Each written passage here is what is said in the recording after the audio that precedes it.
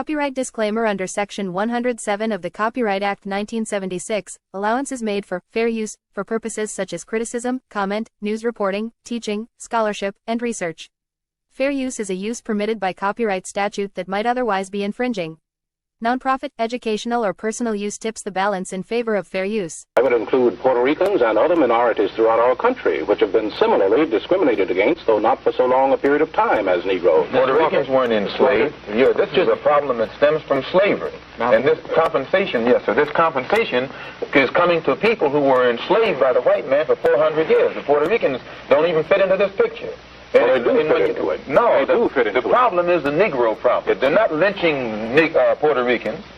If a dark-skinned Puerto Rican went down to Mississippi, he probably would be lynched too. Spanish, he wouldn't be lynched. No, they don't. It's the Negro here, and as long as he can speak Spanish or some other language, or if he ties his head up with a turban or something, he can go anywhere in Mississippi or in your home that he desires. You're not aware of the fact, are you, that African students have been arrested in our demonstrations in the South? When they speak French. When they have been mistaken for the so-called Negro in America, they've been arrested.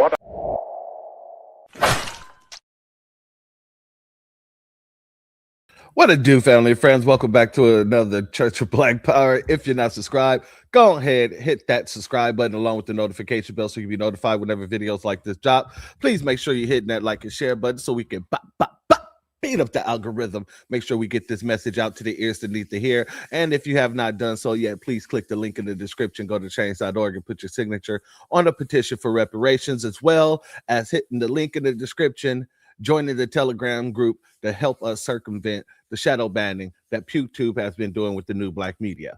Now, with that being said, family, I was supposed to do this tomorrow. However, one of my drivers called off, so I'm going to have to fill in for him tomorrow. So I'm not going to be able to do so. So I decided to just go ahead and do it today because tomorrow I'm booked. Saturday I'm booked, and I won't be seeing you guys again until Sunday. So you have my apologies for changing the day so abruptly, but you know, when situations call, you have to do so.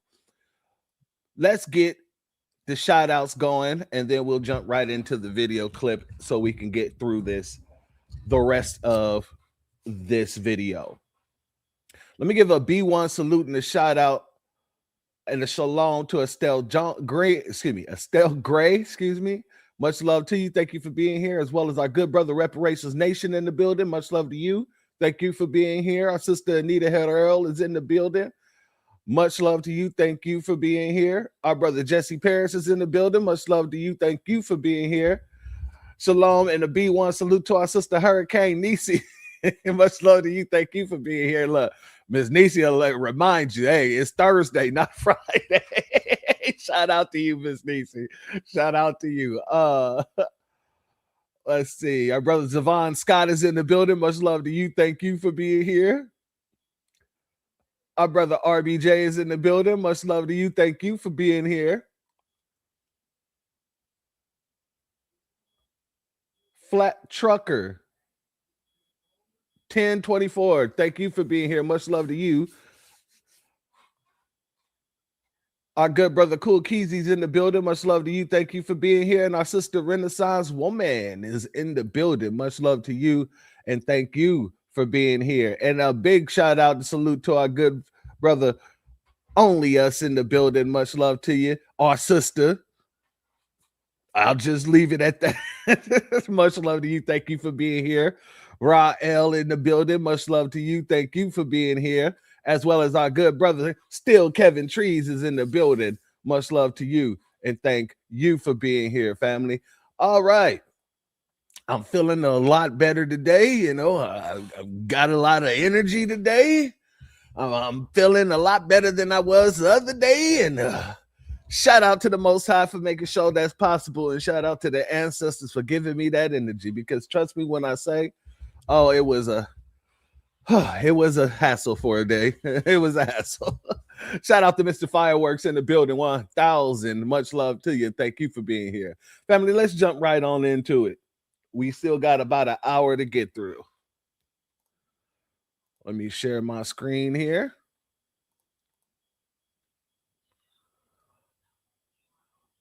Shalom and the B1 salute to our sister Starte Jones in the building. Much love to you, my sister queen. Thank you for being here. Let's go here. It's not a curated museum. And he never said he was going to have a curated museum.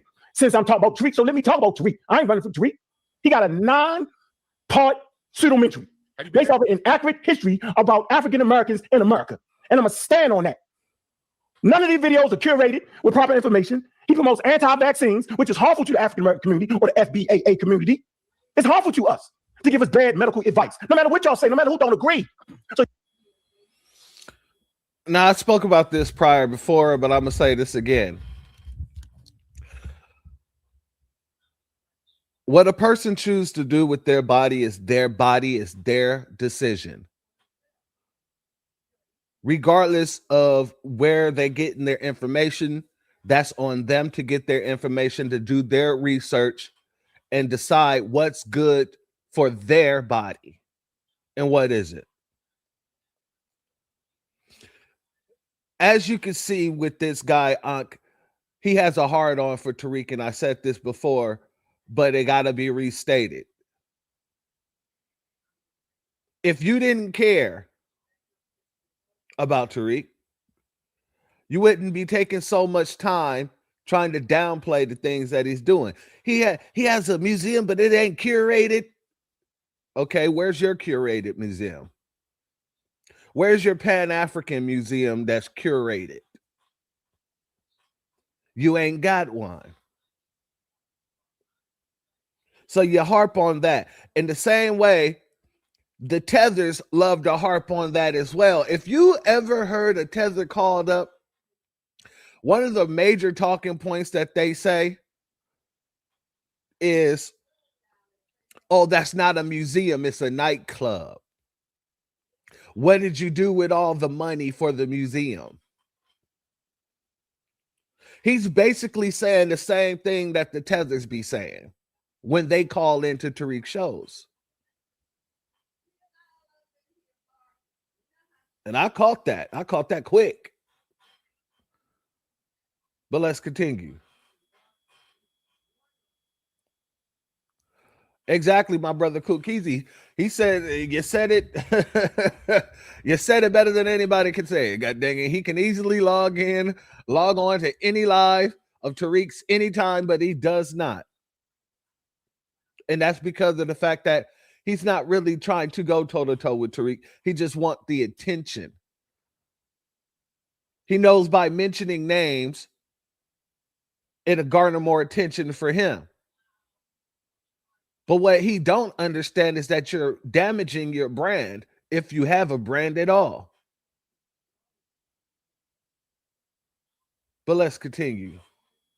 y'all can sit up there and think that's cool. It's actually not. To put us behind the 8-ball, to misinform us, to act like it's an ethnogenesis, then Dewan play the flim flam for 35 minutes and get everybody lost. Just realize we back in that point again. Are you trying to say that there's an indigenous black people that was already in America, to which y'all seem to align with more?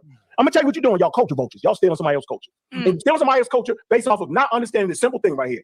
Put this up, and then we get to it. This is it. This is real. I love the fact that Dewan held up that straw, because this dude is running around here.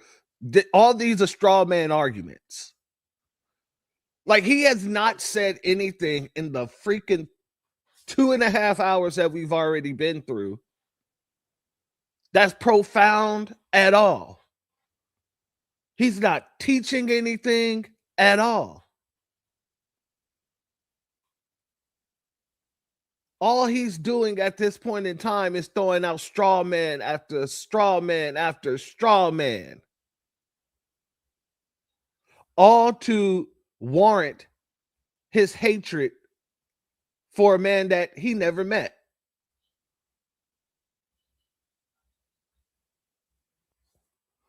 Let's continue. channel. You over this straw right here. I got a video on my channel. Hold on, Sincere. Do you know what you're looking at right here, Sincere? Hold on a second. I got a video on my channel that's titled "Are FBA Still African?" I don't have to lie to y'all about where I stand. If anybody wants to know what I said about that, there's a video called "Are FBA Still African?" And there's another one with Nipsey Hussle on there. I think Nipsey Hussle. FBA still African. I mean, why would you say that though? Because y'all trying to say that I'm saying something that I'm not saying, and I got years old videos explaining exactly what I'm saying. What am I trying to say? Get up here and lie. What are you saying? Because I don't think that FBA is still African. I say that FBA are African Americans with ancestry that comes directly from Africa through the transcontinental slave trade. Okay, with small percentages of Native American and about 20 to 30% of Europeans. That's what I say. We have a whole different culture. We're some of the greatest people to walk on earth, right? And I'm saying our DNA tells the story. So we don't got to fight back and forth with pseudo information. That's my whole point. I said I'm FBAA, Foundational Black African American. I said it. I'm not married. Whenever y'all say FBA, you talk about the African Americans. We are the foundation that built colonial powers. Modern times, they built the world. The global economy was based off of us and our grandmothers and our great-great-grandmothers. We the gift that keeps giving. We lead the world in STEM for the first 2 million years. So I can go back, we're the gift that's still giving, and I can come all the way up to now, modern times. So we don't really got no issue. I'm just saying, stop making that shit up, man. That's all I'm saying. We can get straight to it. Show this map right here. Do you know what you're looking at? Dewan, do you know what you're looking at? How about you, Sincere? No, I probably got to call my son. Yes, sir. I not know what that is. Right. So listen. Is that hilarious? I don't know what that is. Teach me, sir. Tell you funny. This is what we understand when we teach. This is simply a skin color map, right? The darker shades are more closer to the equator. So what you can see here, right? If you come to Mesoamerica, North America, and South America, you can clearly see these dark areas will have people that will have dark to brown skin. Simple as that, bro. What's the source of the map? Penn State. Okay, right. Gina in the. All right, let's look at this map. Because looking at this map, you can actually clearly see right here, this would be America, right? This right here is still a brown. This is a brown. This is a brown. So within your own map that you pulled up from Penn State, it's telling you that there were brown people here, black people, copper colored people. The lower you go, the more copper it gets. So I'm trying to understand his position on this. If he's trying to say that this color here represents the natives or the so-called Native Americans, that would be wrong because there wasn't, and they're not considered brown people. They're considered red, or they would be considered, I guess you could say, another variation of white. Those are Putin's Mexicans. They're Siberian. They don't have the same color as us.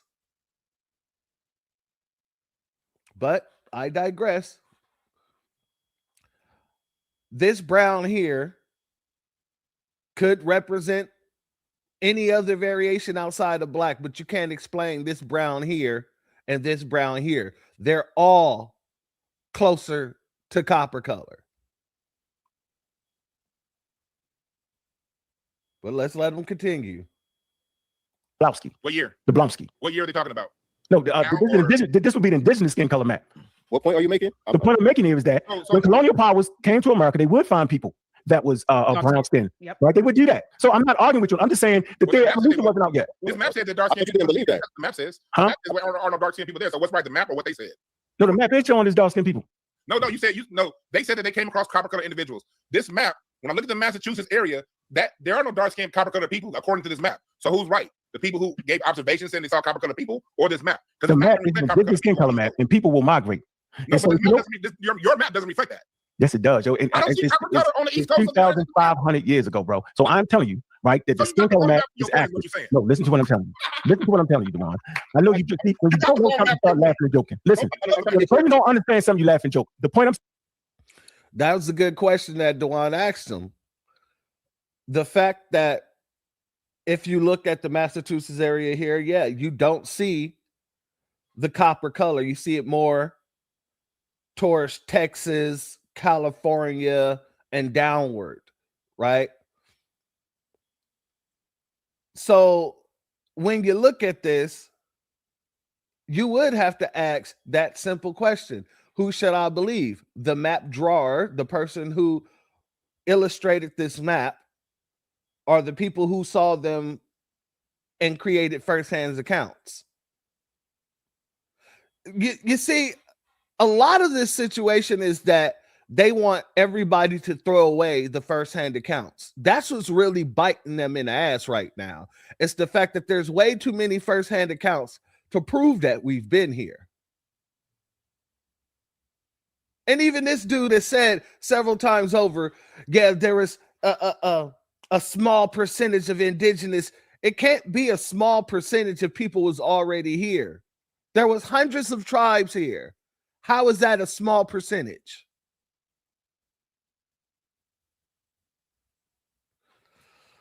Let's continue.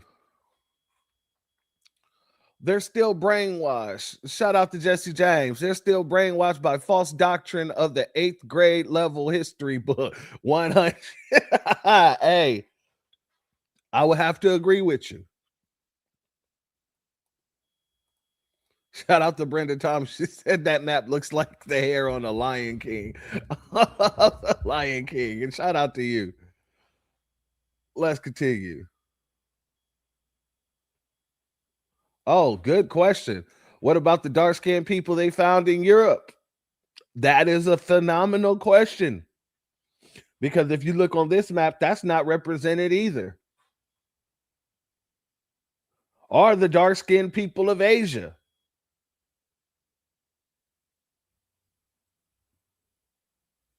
But let's go ahead. Simply trying to make here is that you will find people who you misconstrued is being African. You misconstrued it. I'm saying we are surrounded by harmful UVA rays, right? Simple as that. And in response to harmful UVA rays is mutation that will produce brown and dark skin. It protects you. It allows us to have valuable offspring that will reach the age of reproduction. So the skin color has nothing to do with whether you're from Africa or from America. The planet, human beings are in the temperate zones. So the majority of Earth inhabitants anyway live in the temperate zones because we start off naked, Dewan. I know you think we start off with 3-piece suits. That's not a straw. It's not, I don't know what you're talking about. I'm simply saying, y'all keep hollering about brown people. Hell, look at all the brown peoples around the world. No shit, Sherlock. That's not a defining factor of who we are. Y'all keep doing it. So there is no indigenous black people, but there are people with brown skin, and we know their names, the tribes. Y'all name them all the time. That's not you, right? You have small percentages of that. And you shake your head. My family that's in those tribes. What are you talking about? Nah, man, you know you playing. I'm not listening to you. I said I made my point. I just want to make sure I understand. I just want to make sure I understand. Made my point. Name your African ancestor. Give me one name. Give me one. Just one. One. Give me one African name. See, why is that? Yeah, that's not what no, I'm with you. I'm not saying that, Dewan. You think I'm sitting here tonight telling you that I'm African? No, bro. I say I'm African American. You have been describing African Americans by saying they are the foundation of America. Okay. Everybody knows that, Dewan. We're the foundation of the global economy, bro. It was free labor. No one denies that, Dewan, at all. No. So no, I don't think I'm an indigenous African. I don't care if you be. I love y'all.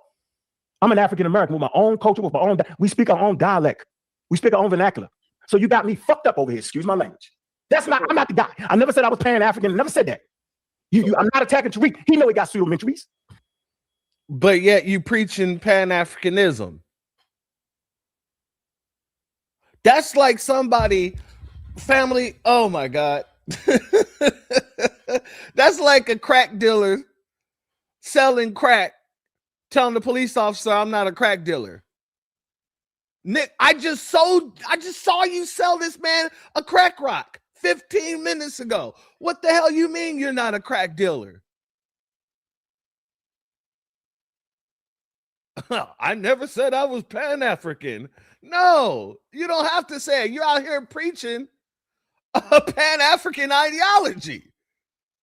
You're trying to erase everything that we've done here and erase the things that we've done before there was ever a Nabisco on this land, and then turn around and say, oh, but I never said that I'm out here to destroy anything.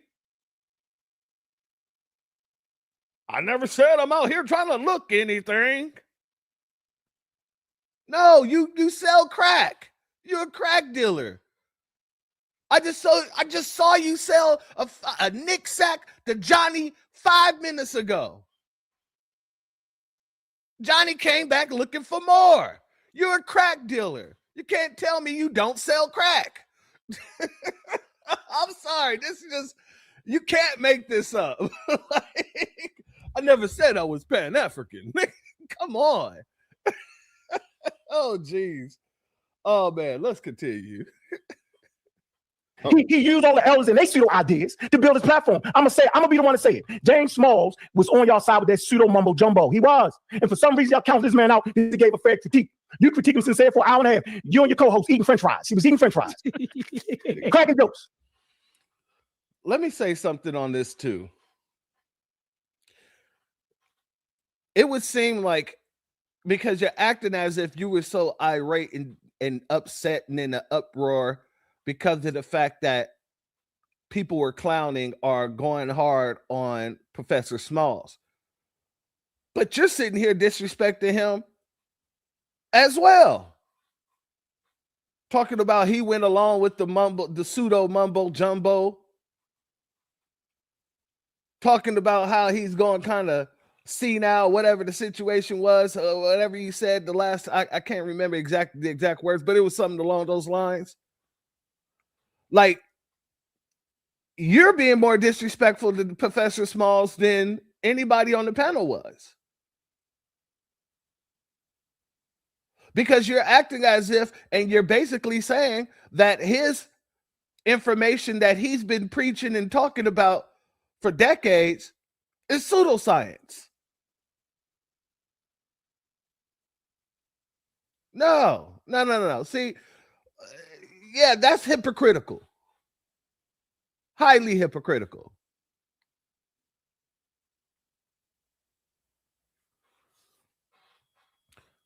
Shout out to the good brother Armageddon in the building. Much love to you, my brother. And shout out to Jesse James Houston. There's no way their elders told them they were from Africa. And I'm pretty sure they didn't.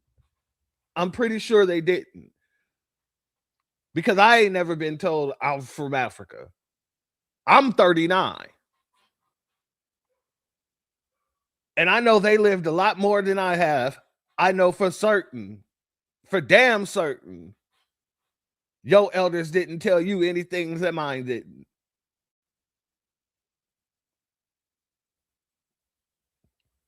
Shout out to our good brother Reef in the building. Much love to you.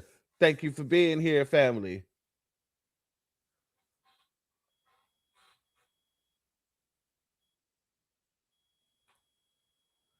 Shout out to LF Jasper of Yah. Much love to you.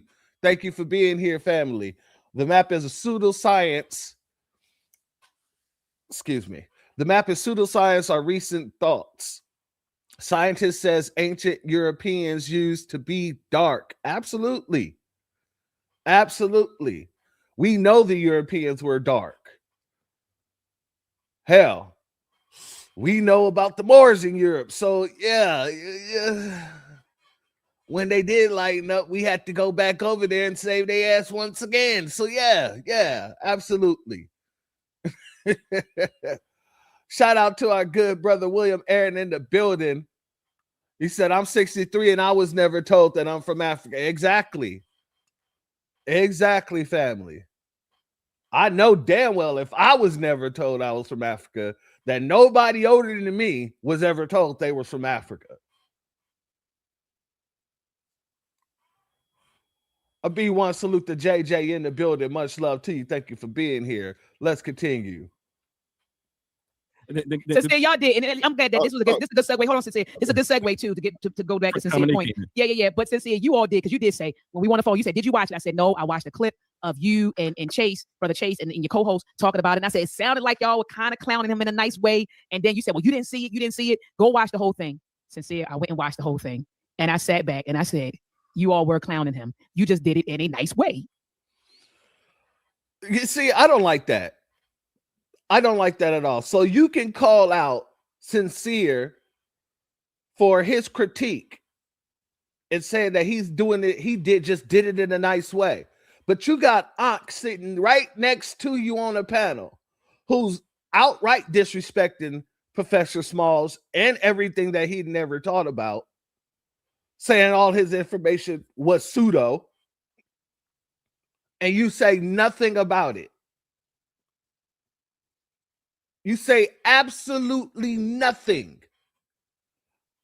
You just skip right over that to get back to sincere and put the whole clowning game on to him. But like I said, Ankh has been very disrespectful. And there ain't been nothing said.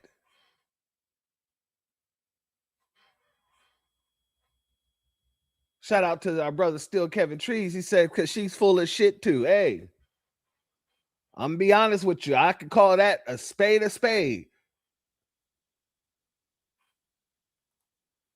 My daddy 90, he said he not African.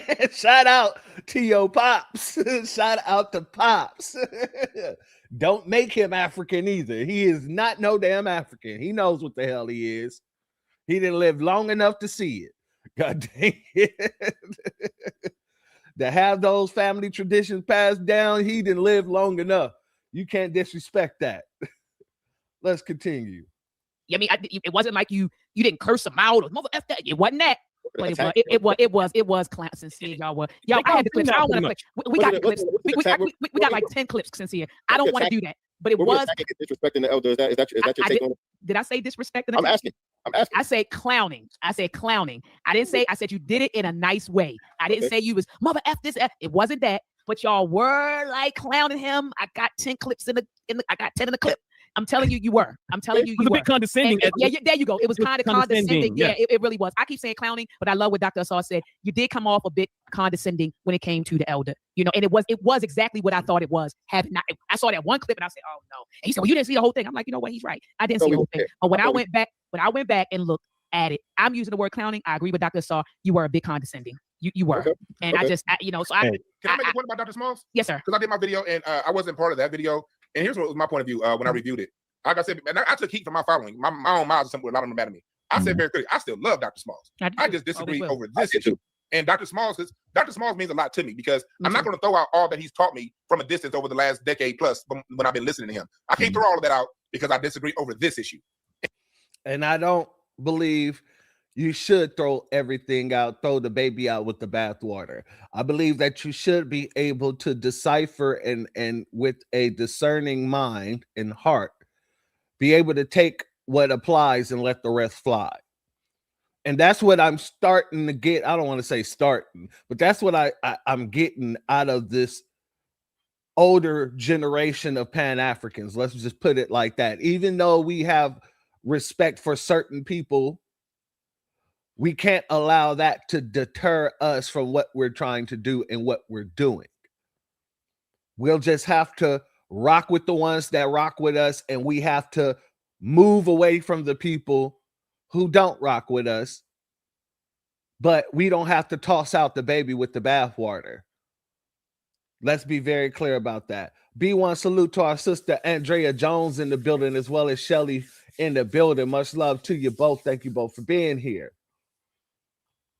And when it comes to Pan-Africanism, if you see me as me, you'll definitely see me clowning Pan-Africanism. Why? Because I was once a Pan-Africanist. Dr. Smalls has the Sana Lodge. You was a Garveyite. Sana Lodge for a long time. You was a Garveyite. You weren't a Pan-African. Okay. Yeah, you was a Garveyite, bro. Keep it a buck. I wasn't a Garveyite. No, I was never a Garveyite. You don't know what I'm telling you, this guy, he is just a disrespectful dude. For some reason, he believes that he can tell people what they believe, what they were, what they claim to be.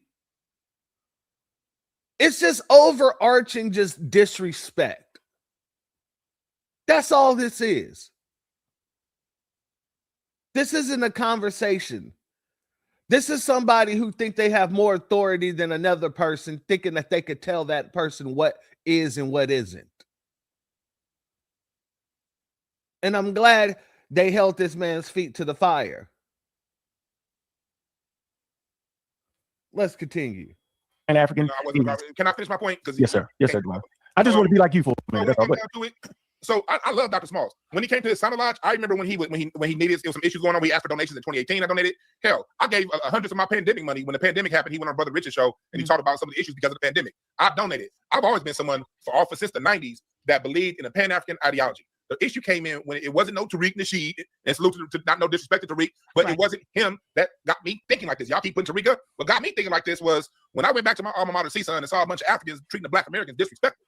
When I saw what was going on with my cousins down at Howard University, where the Africans was treating them, then I started dealing with a lot of stuff. I said, you know what? These people don't respect us. And nor do they not respect us, they don't reciprocate. Any relationship requires reciprocation. And I call myself, I will do the Pan-Africanism to me is an action. It's not just an ideology. It's taking the time, it's spending your money, it's spending your time to really give resources and to take resources. The issue is this, it hasn't been reciprocal. So since Pan-Africanism, since on the other side, what I dealt with in my experience, especially in music, being a music historian, I'm hearing everybody say hip-hop is Jamaican and Latino and all this other stuff. I'm like, hold on, for a while, I may need to pause this until there's respect and reciprocity. Those are the two things that Pan-Africanism requires that we haven't gotten to this point. Respect and reciprocity. So since people don't respect us, since Pan-Africanism isn't reciprocal. Where you, brother Dewan, where you getting this from that continental Africans don't respect us? And I'm not talking about the people that either the ones that don't. Yeah, I'm not talking about that. I'm talking about this whole perception that.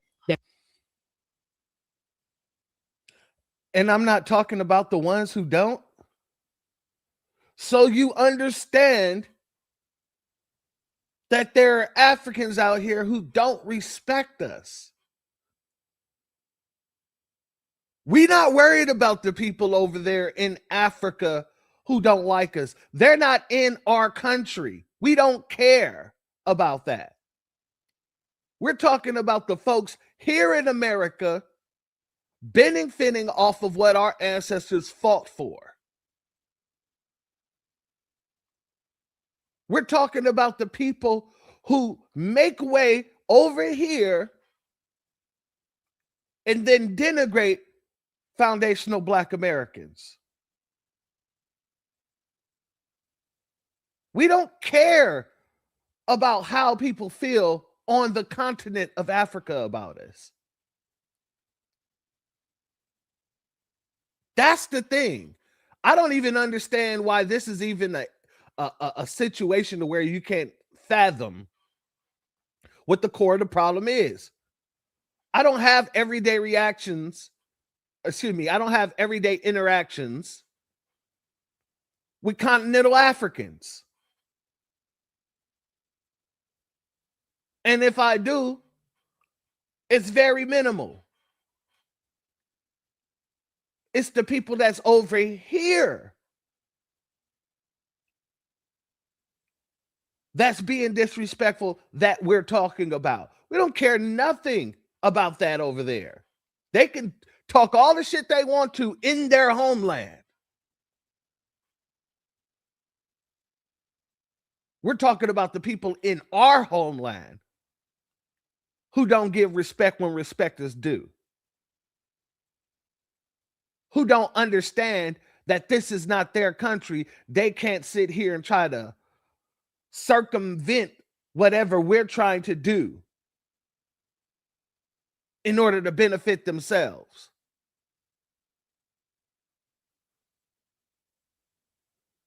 So when you ask a question like, what makes you think continental Africans hate us or don't like us or don't respect us, that's inconsequential. That really makes never mind, because we're not talking about the continent of Africa. We're talking about America, where our ancestors built and fought for the freedoms that these melanated peoples come from all over the world to participate within.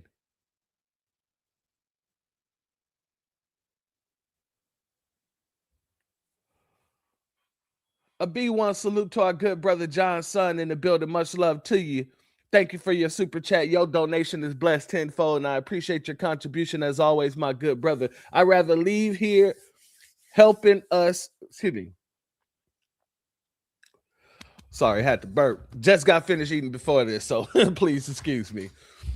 I'd rather leave here helping us search for the truth than argue with people who believe they know what it is. Hey, I absolutely agree with you, my brother.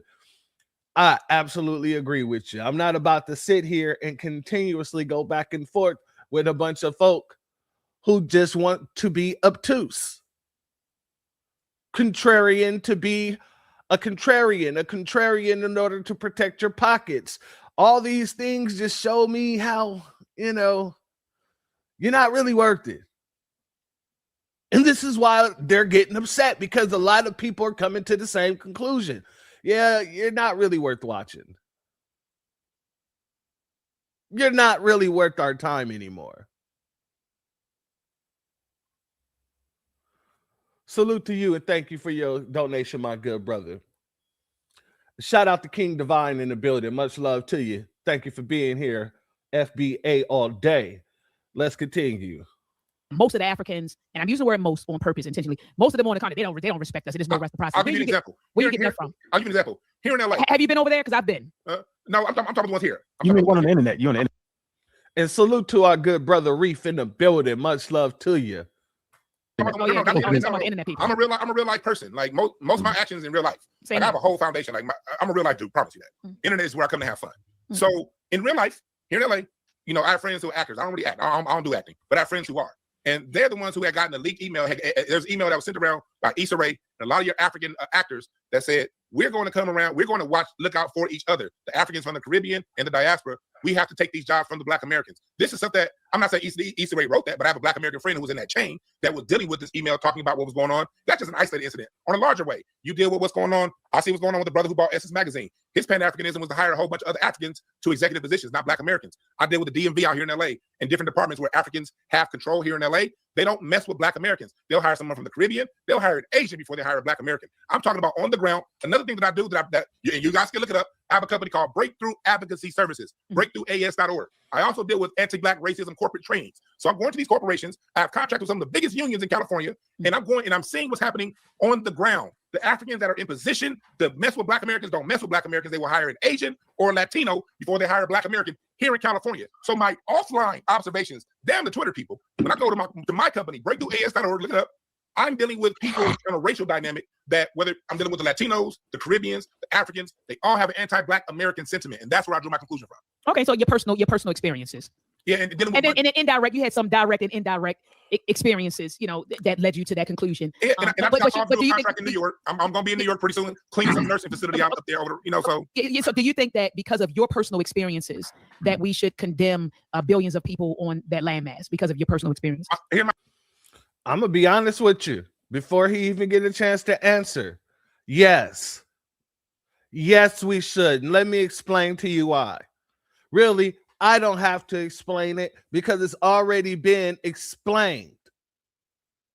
Shout out to our good brother Muhammad Ali, who said, what? If there's 10,000 snakes on the other side of that door, should I open the door hoping to get the 1,000 good snakes that don't want to bite me, that don't want to do me harm? Or should I lock that door and keep all of them out? That's what we're saying here. At the end of the day, there might be some people that got love for us on the continent. Okay, cool. But they're not the ones that's coming over here. The people that's coming over here are your Myron Gaines, your Kent Dance Owens. The goddamn, I forget the guy's name, and I'm hating that I'm spacing on his name. The dang African, quote unquote, who's supposed to be a scholar that don't know nothing about foundational Black Americans, but he's running around talking about we don't have no culture. The dude with the bald head and the glasses. I'm spacing on this name and I hate that, but still, I'm pretty sure y'all know who I'm talking about. And if you don't, just fill in the blank because you have several people. There we go. Thank you, my brother. That Frank Zanu.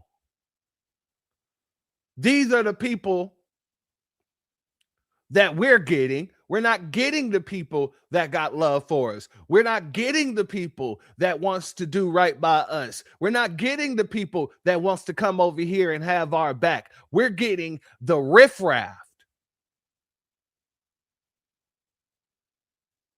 So yeah, that door needs to be closed, and it needs to be deadlocked. And as a matter of fact, not only should it be deadlocked, there should be a pit with a bunch of spikes at the bottom of it in between the door and the steps. I want to create more barriers to keep these kind of people away. Because that's the reason we haven't seen any growth in our community. Because we have people such as that fighting against our every moves.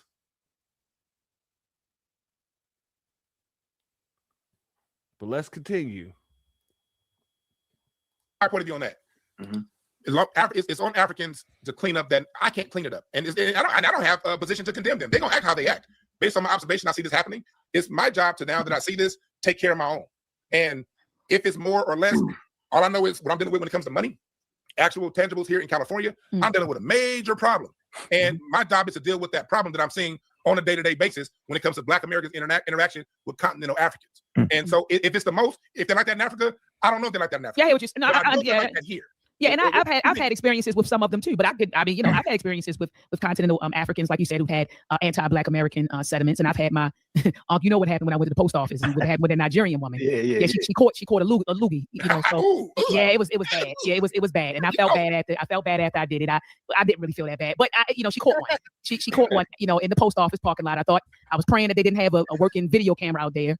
Because they sent it to the job. This is what your professor's doing, So anyway, so I say all that to say I've had my encounters. So I totally get what you're saying. But I've also had encounters with my own people here in America. I'm talking about Black Americans. So should I say, well, all Black Americans and shit? These people try to rob me at the gas station. I mean, we're here.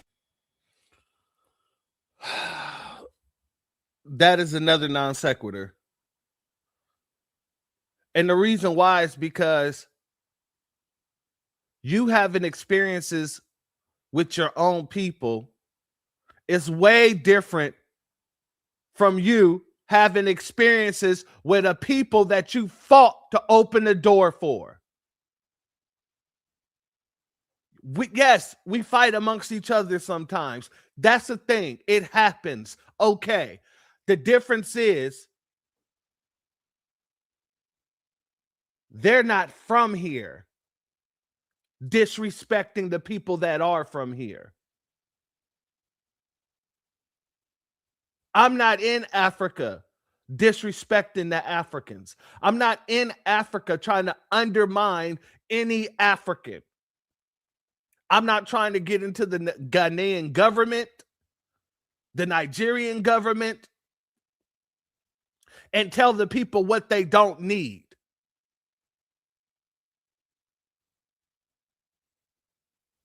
I'm at home. So you getting into an altercation with somebody who's from here is going to be 100 times different than you getting into an altercation from somebody with somebody who's not from here. Especially when they're melanated.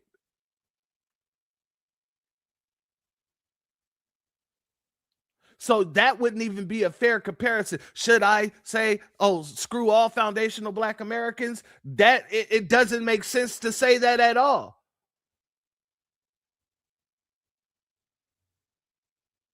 We're at home.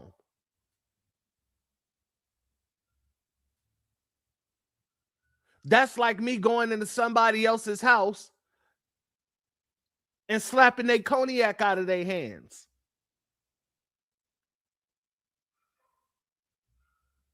Is that person going to be cool, be calm, and collected? No, he's going to put me out of his house. And it don't matter if his child knocked the cognac out of his hands days before then, that child lives at that house.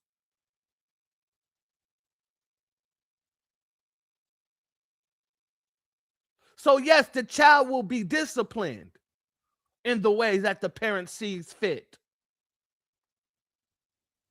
But the stranger, the guest who came into the house, Oh, you could just be put the hell out.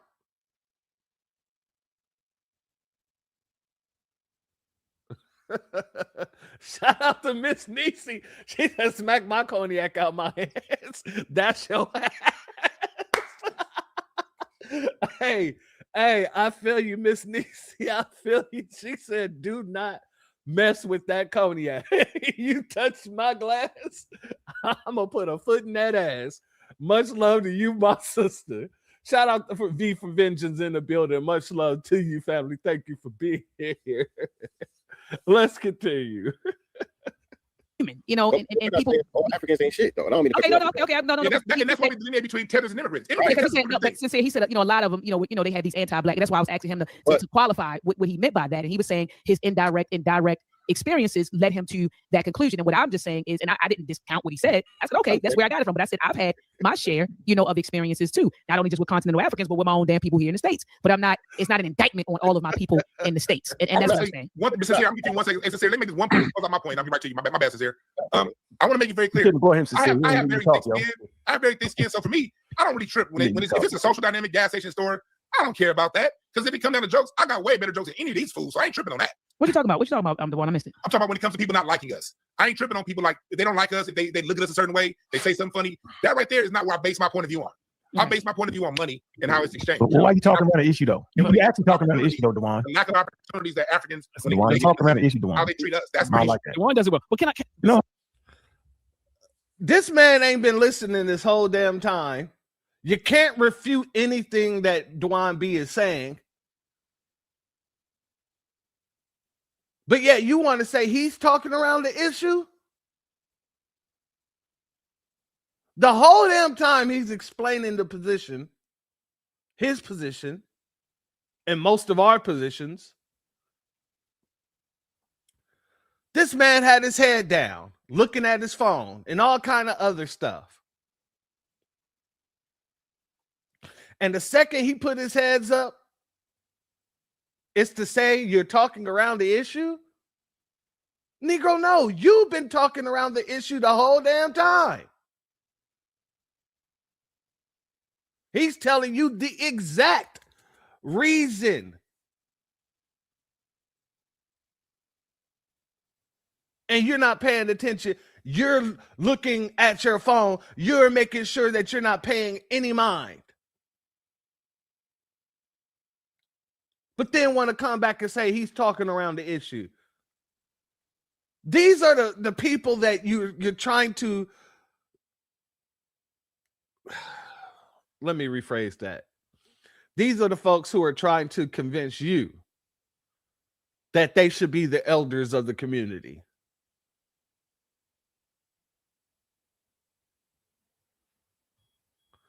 Shout out to Prototype in the building. They don't like when we clap back. You absolutely correct. Shout out and shalom to our brother Jesse. He says exactly, church, he's tone deaf the whole damn time.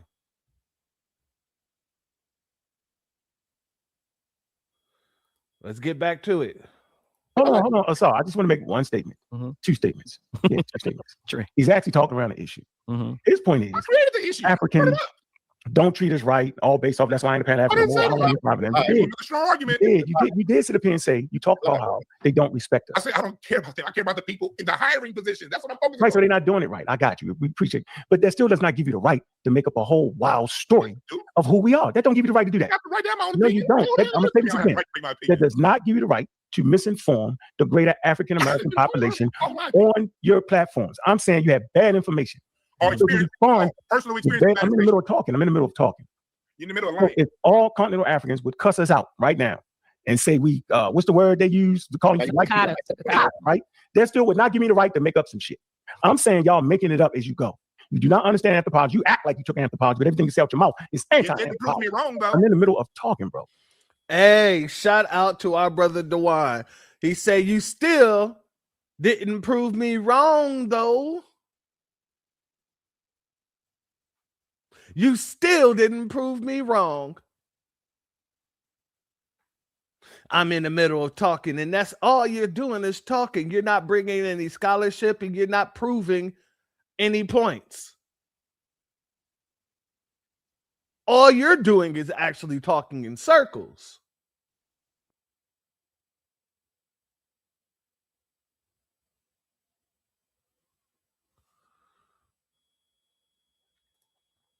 Shout out to our brother William. He said they found one thing to hone in on and talk about it. Nothing but deflection. Absolutely, my good brother.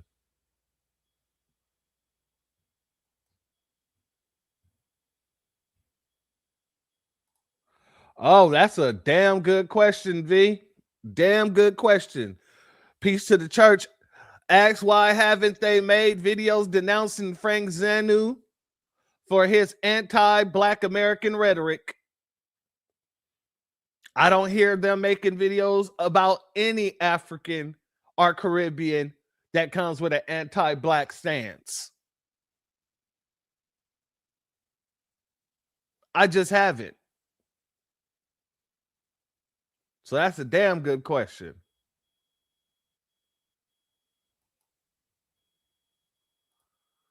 Ankh belongs in the toilet. Shit belongs in the toilet. I get 100. 100. Or Myron Gaines fake ass. 100. I ain't seen not one of them come out talking about Amru Fudel.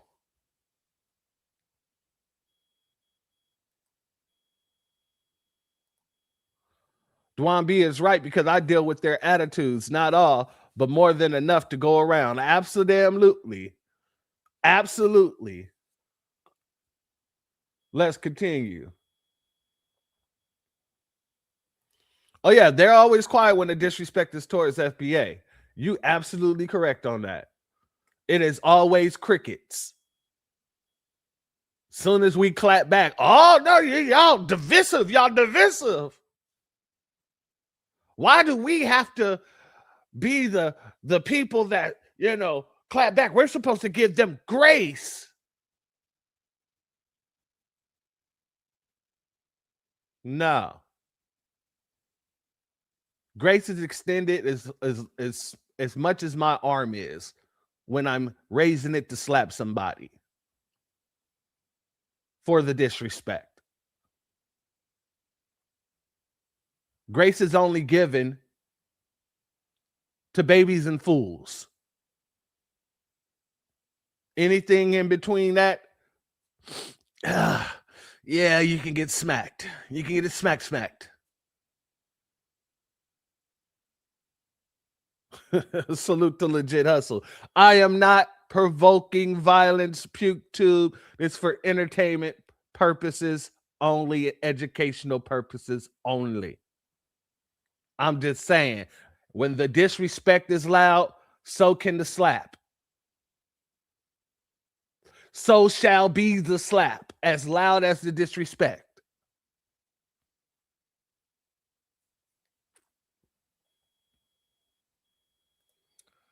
Let's continue. None of that talking proves me wrong. My point is, that does not give us the right to misinform other people that we claim to care about. You care so much about who you are as a person, you literally run away from that person. Because when you say indigenous Black people was here, indigenous traders with conquistadors, that's how you say, and some enslaved Africans make up the FBA, you're making it up. I talked about Africans not hiring Black people. You're making it up. That does not give you the right to create a whole center. You got the young brother. Notice, he is not addressing any of the points that Dewan has made about the Africans not hiring us, about them disrespecting. Nothing. He keeps going right on back to the indigenous argument. It's because he ain't got no argument. He keeps returning to the same thing that he think he has action on.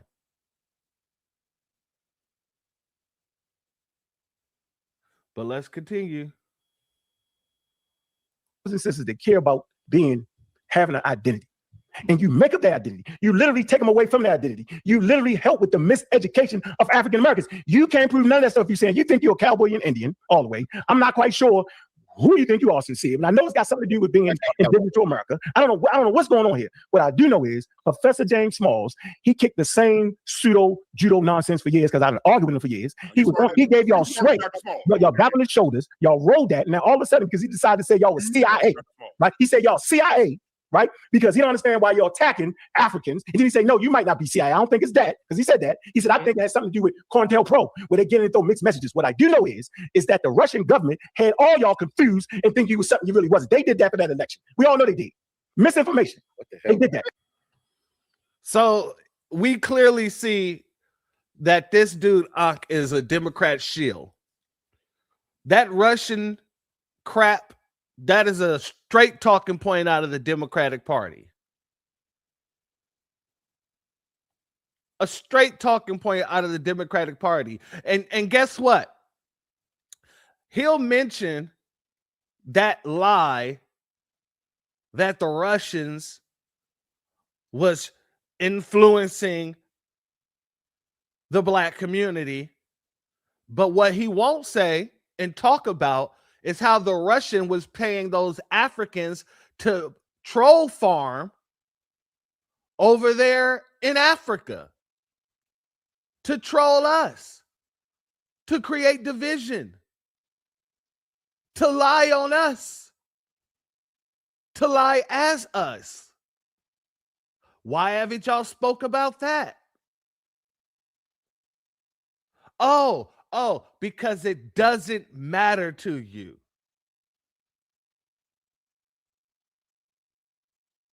You're selective in your outrage, like our good brother William just said, the fake outrage. You're selective with the outrage as long as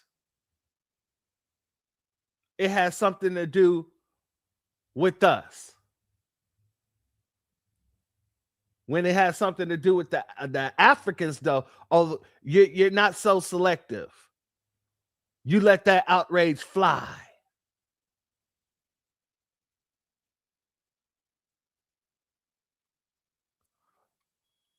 Screenshot this picture. This is a great picture of Dewan. That is a great picture. I ain't gonna lie. I'm not just what? Hotline? Was that the Russian hotline? What happened? Oh, no lie. They really did that. That's not a lie. What are you talking about here? What are we talking about? I'm saying, I'm gonna say this again. I'm gonna say this again. Everybody knows. Russian. I mean, it's okay. All right, now that's where we at. I'm play the next. Hopscotch. I got you. You're using maps that don't prove your point. Oswald Bates talk, man. I got you. All right, let me play this clip. Hey.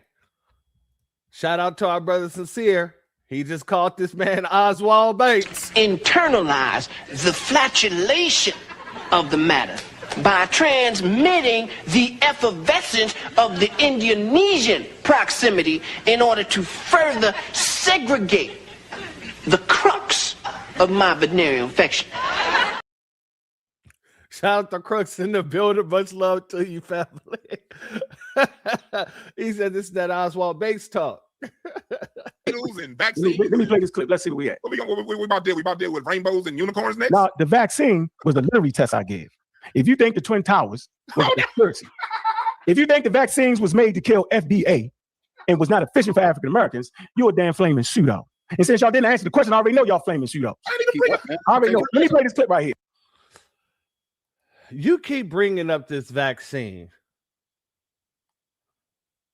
If the vaccine is all that in a bag of chips, then why was what's the name of that Dr. Fauci? Why did he have to testify in front of Congress? Why did Dr. Fauci need to have a pardon?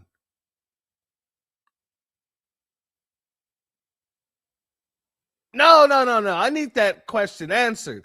If the vaccine, if the Jabberwocky was so good for foundational Black Americans, then why the hell did Dr. Fauci need to be pardoned?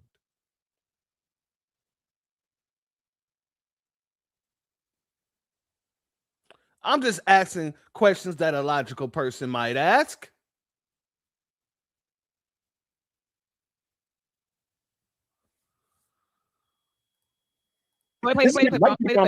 Right. Wait a minute, because we got to take it. We got to wind up. We got to. You know what I'm saying? We have people, black people here were shedding blood for freedom, for equality, you know, for the right to basically exist. You know what I'm saying? They didn't give a damn no more. We're not just going to bow down to y'all. And if that means shedding blood, that's what we're going to have to do. They have not done that yet.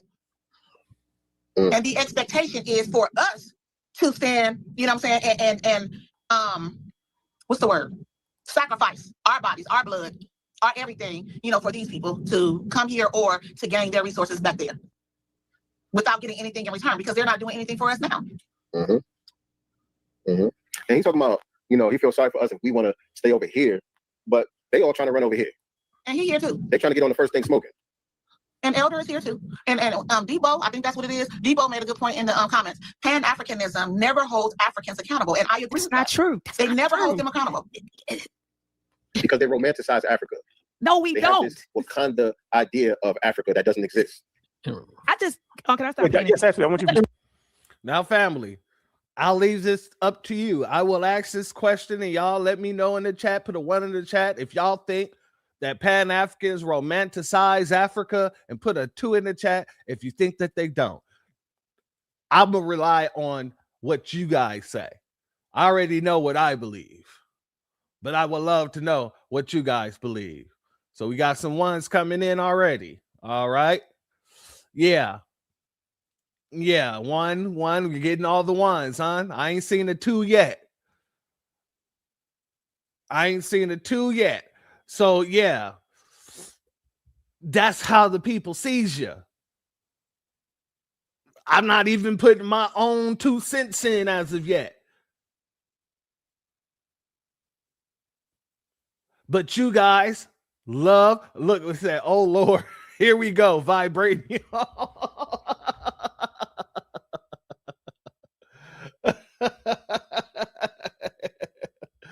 Oh snap.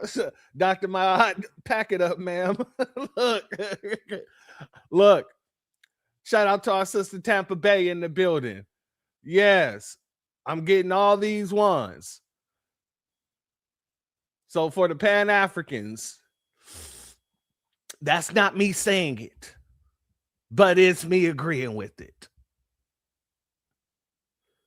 Also, let's talk.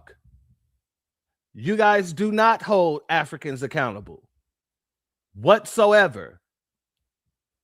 You guys love to wag your fingers at us and try to shame us into some sort of imaginary brotherhood that don't exist.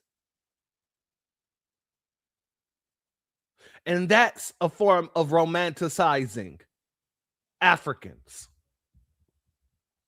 Seeing the way that we're treated by these people, then trying to convince us we're not seeing what we're seeing.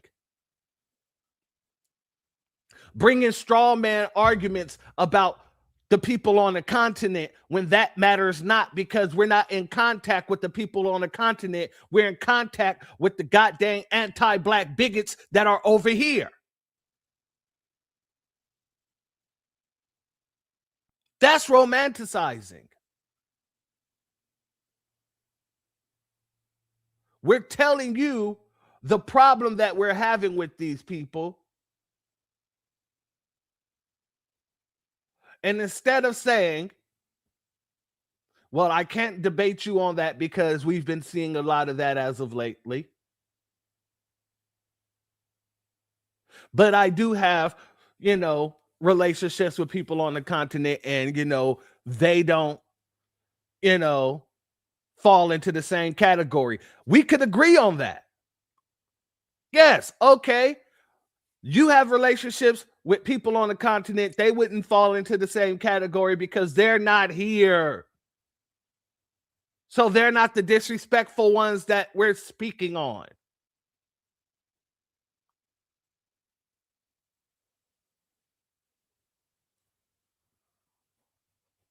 Let's continue. He said he don't talk about it. He'll say I said and all that, but we just heard it. That's why I just So that's first of all, I don't know any Pan-Africanist, and I am a Pan-Africanist. I'm in that world. No one romanticizes Africa. Are you crazy? We know the issues they have going on over there. I got people over there. I've been over there. I got projects. I got work over there. So if you have it, I'm at this point. I don't want to hear nobody give their opinions. Well, I guess you know what, your opinion on Africa, you can give a million. But there's a lot of, I'm just going to say, uninformed, unqualified opinions on what Pan-African is and what it isn't. You're not even in the world. That's like my. Okay, let's be very clear about this. Pan-African is whatever the Pan-Africans promote it to be. You can write thousands of books of your idea of what Pan-African is, but the actions of the Pan-African tells us what Pan-Africanism is. You can have 50 damn books you written on the subject,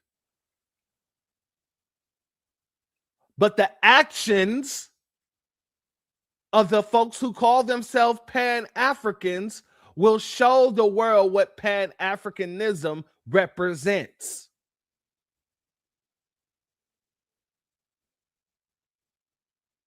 It's that simple. It's that plain. And everything that we've been seeing is telling us to throw away our love for our country, to throw away our love for our elders and our ancestors here, to go and try to romanticize a fictional relationship with a group of people who just want to use us in order to build up their countries. Have any of these people said anything about the African Union wanting to take our reparations? I haven't heard a damn thing.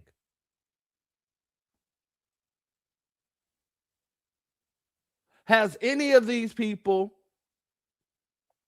spoke out about how the Africans have come here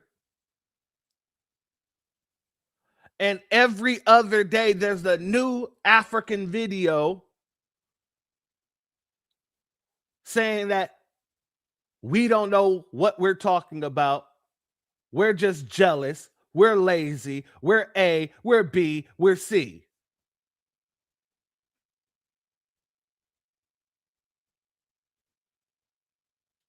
So yeah, Pan-Africanism is what you show us it is. And all you've been showing us is that Pan-Africanism is vampirism. That's it. It is a leech-like relationship where you have a bloodsucker, a leech, and you have a host. The host does not gain anything from the leech. The leech gains from the host.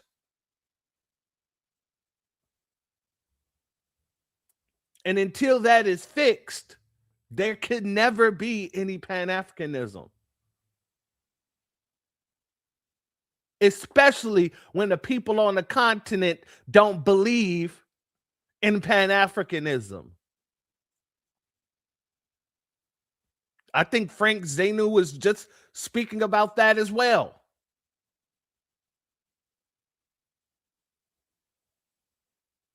So, yeah, we got a pretty good grasp of what Pan-Africanism is.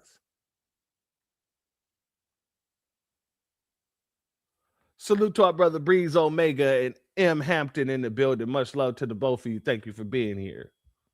Mother trying to tell me what goes on in the drug world. She's a law-abiding citizen. She wouldn't dare come and try to tell you what's happening over east, Dr. Assar, what's happening with the vice lords. Or she couldn't tell you. She's not from that world. She's not over there. I am a Pan-Africanist. I'm also a black nationalist. Nobody romanticizes Africa. Everything is great over in Africa. They don't have no issues. I don't know any just like you said, I don't know any FBA that talks like that. I don't know any Pan-Africanist that talks like that. They know Africa has a bunch of issues. So that's the first thing. Then you said they wanted to be a big Wakanda and a big melting pot. That's not what the Pan-Africanism is. That's what I reckon. Hold on. Sincere, Sincere, grab this book. Where's my man Dewan? Dewan, grab this book right here. Educate yourself on what Pan-Africanism is and what it isn't, so we can have a fruitful, intelligent conversation. Grab this. It's by Baba Imhotep Fadiu. Please grab this, and then let's have a conversation about what Pan-Africanism really is. Have you ever read any books, Sincere, love to God, on Pan-Africanism? Have you read any books? I can go grab. Family, the fact that she's trying to say we have to read these books in order to understand what Pan-Africanism is, when we've been the only real Pan-Africans at all, it's pure utter nonsense. It's utter nonsense. You can't find another people around the globe that's put Pan-Africanism on their backs as much as we have.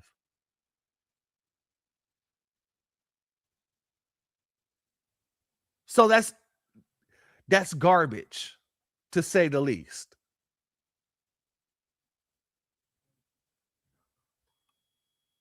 Sister I Am Kiera, she says, so Pan-Africanism is only in the book. Absolutely. Bedtime stories. Oh, man, absolutely. A B1 salute to Crystal Watson. Thank you for being here, family, as well as Retro Gemini 99 in the building. Much love to you, as well as our good brother Rose City in the building. Much love to you, my good brother. Thank you for being here. Let's let her continue. My library is right behind me. If you say you did, I'm gonna say pull them out. Have you read any books on Pan-Africanism to have a qualified opinion on what it is and what it isn't? When you want to nail me down on a specific question, but when I want to speak, I'm not allowed to speak. You've been speaking the whole time. Conversation goes all over the place. And it's like the things that I'm trying to address, I never get a chance to address and really unpack what's being said. You're playing these little clips, and I'm trying to qualify what I'm saying in the clip. I haven't even had a chance to do that. I'm not playing the clips. I'm not playing the clips. August playing the clips. And it's okay. You spoke, Brother Sincere, love to God, you spoke on this platform way more than I spoke tonight. I don't know what just happened. Am I still here? Yeah, you're still here. We just see your Black Indians came and got you. We see your avatar. Okay. But I feel like the brothers spoke way more than I spoke for doing this 2.5 hours. Way more than I spoke. Way more than I spoke.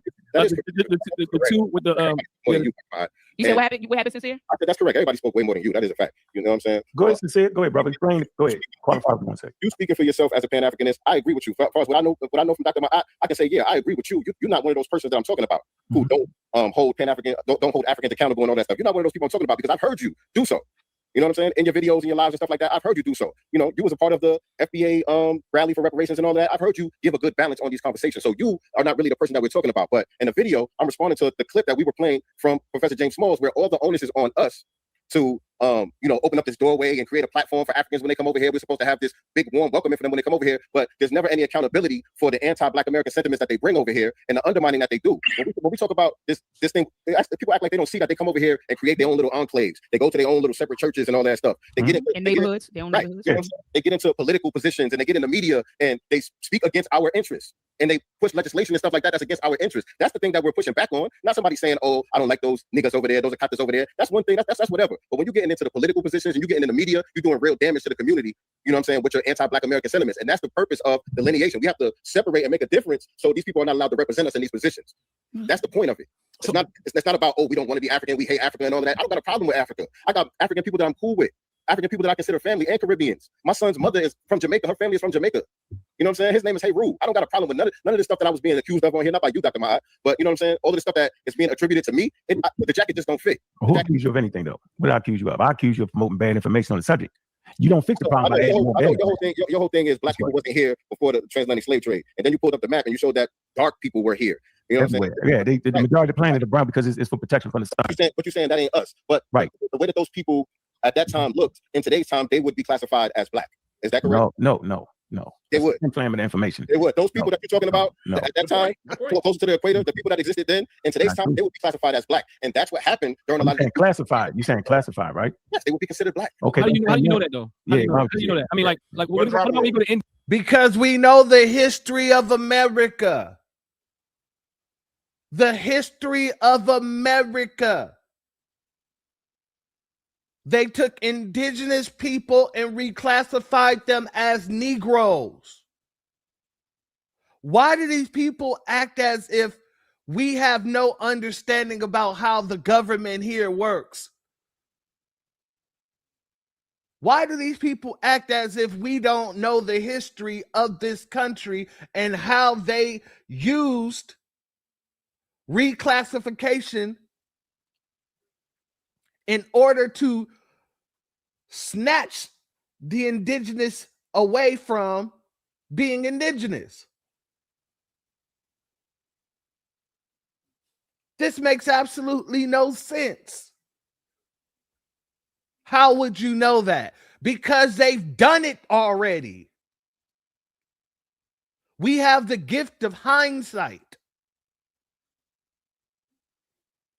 And with the gift of hindsight, we're able to look at all the documents. We're able to look at all the Native Americans who went to court, all the indigenous Americans who went to court to fight for their freedom because they were supposed to be free, but they were reclassified as Negroes and enslaved. There's documented evidence.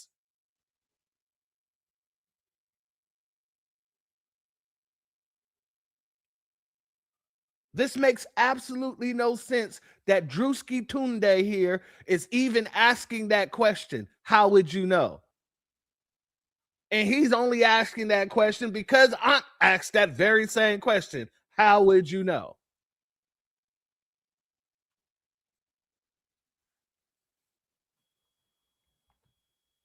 Shout out to our brother Rose City. He said, do these idiots know about the damn census? I'm just saying, man, these folks act like there's not documents after documents after documents. That proves our point. Shout out to Rael, Walter Plecker. And he was just a small piece of all the people that was reclassifying the indigenous Americans. He's the most known piece, but they were doing the reclassification all over the United States.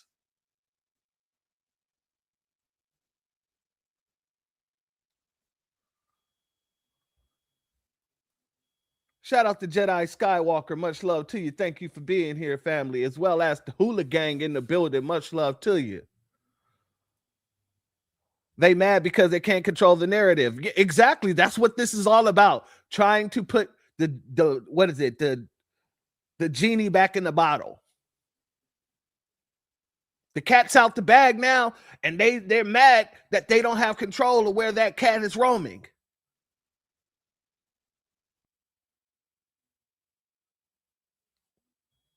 Shout out to Zavon. Pan-Africanism is a hell of a drug. Oh, it's stronger than crack, stronger than fentanyl. They are puffing big amounts of that Pan-African pack. Yeah, and people are darker than everybody on this panel. Right. Would you classify them as black? But you got Indians that come over here. You got dark Indians that come over here and get African American scholarships. Yep. No, I'm talking about you. No, that's not the point, fella. Right. But that's the problem that we're having. That's what we're trying to solve. No, I'm agreeing with you there, but you don't solve it with a lie. I know you understand what I'm saying. See, this is where the rubber meets the road. I agree with you as far as colonial powers classified, they racialized them, which was wild. Mm-hmm. Yeah, they did. Right. They didn't have a comprehensive theory of evolution in the 1600s. So when they seen people, they like, oh yeah, they look and say, okay, whatever. Right. It's a bunch of crap. I agree with you. I'm not fighting that. I'm saying in 2025. But we live under it though. No, they don't do that. No, it's called scientific racism. It's called scientific racism. We don't call those shots. So we got to deal with the reality that we live in. Yeah, y'all not living in reality because that doesn't happen. In reality, that's how they get classified in the same group as us. When now? Today? Yes, now, today. Who? When? All of these dark non-FBAs that we're talking about. No, sir. Okay, let's say that do happen. Hold on. Yes, sir. Let me say that happen, right? It has to be some finagling though. Yeah, you can't. Finagling? Yeah, it has to be some finagling, and finagling is not going to stop. So what I want to say is, how does that help more bad information on top of people lying and cheating? That's my whole. Yeah, that has to be so. Brother sincere, yeah. I really do believe that you're sincere. I'm being real honest. Now my brother, he started off and he started turning to a whole. I mean, him and I don't know what happened. Them two. His cheese brother Ron and brother his cheese slid off the crack. I don't know what he said. My brother just matched the energy. Started before we even. I said, I'll dead start. Argue did. You was bad backstage. One thing I can say about is that he stayed on the point and then tried to talk around the points. Now, you got vaccines. What are you talking about? No. He brought it up to prove a point. He asked the question. No, they playing on purpose. They know why. What I'm saying is, it's kind of like either we just don't understand. Like when we're talking about things in generalities, like that's why I keep saying, Dr. Mike, why social science is essential. Exactly, I agree. Because when you look at it, when you look at people and you keep saying those Africans, you have to understand what that implies. You're saying when you say those Africans, that is saying a great majority of these people do this thing. When you say that Pan-Africans don't do this, that means that most Pan-Africans don't do this thing. I'm not going to say that no Pan-African doesn't do that, but most Pan-African people don't do that. But when you look at this chat, I have not looked at the chat yet. I have not. But I guarantee you, statistically, when you go through there and look at those comments, all the Nashidian talking points that I spoke about will come out. Yeah. And there will be all the Nashidian talking points. Once again, you cannot make a point without bringing Tariq's name up. Like I said, all you're doing is proving to everybody who watches why you are not a voice in foundational Black America. Why nobody trusts you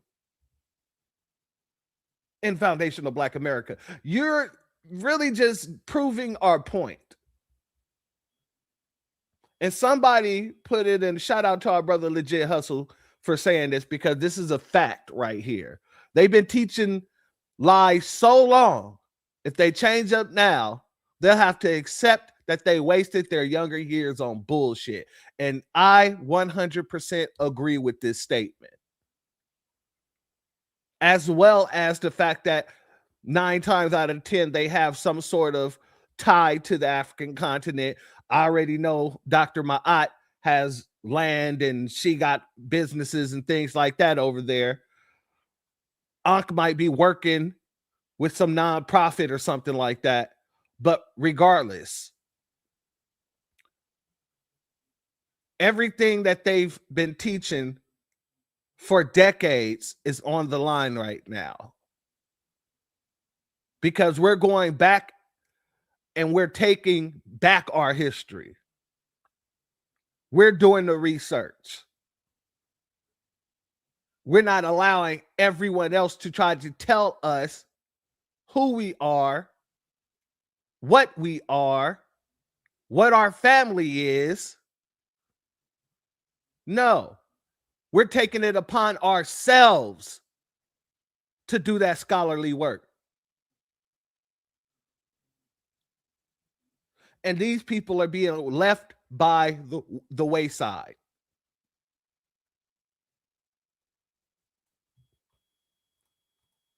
Shout out to our brother Reparations Nation. They act like Dr. Claude Anderson wasn't saying the same thing before Tariq. They ain't got no smoke for him. Not that they should. They just hate Tariq and his star power, plain and simple. And you're absolutely correct, my brother. And the fact of the matter is, that's how you know it's not about delineation. Because you can't disprove what Dr. Claude Anderson has been saying. You can't disprove what Dewan B was sitting here saying. And you can't disprove what Tariq was saying.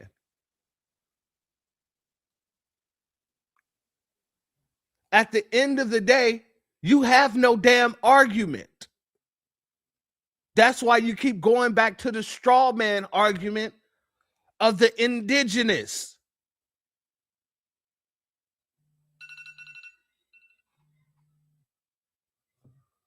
But let's continue.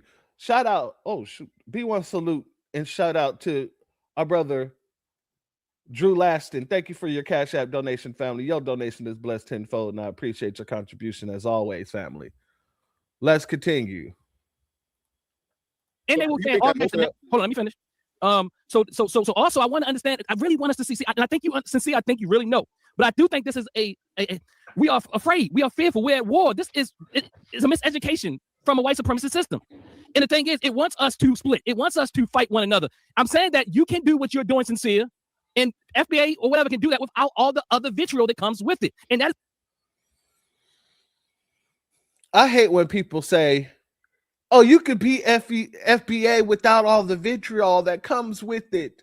You ain't got to hate everybody. Number one, we don't hate anybody. We're just not taking any damn disrespect.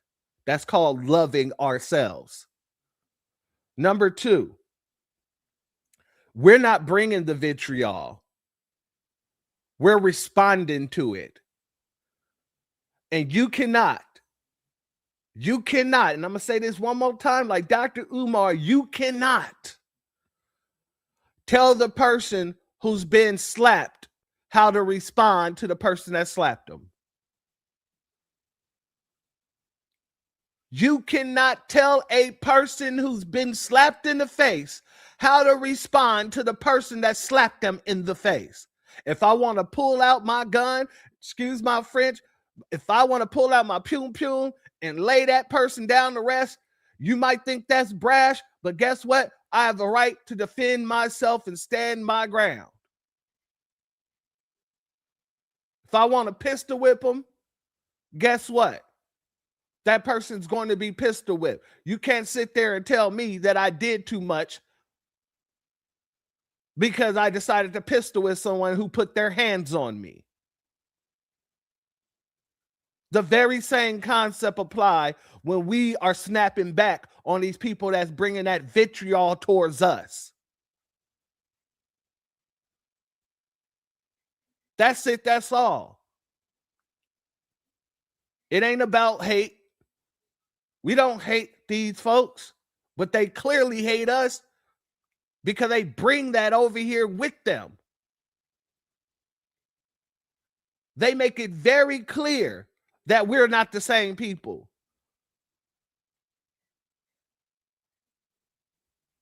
We've been the ones trying to give the game to all of these melanated people.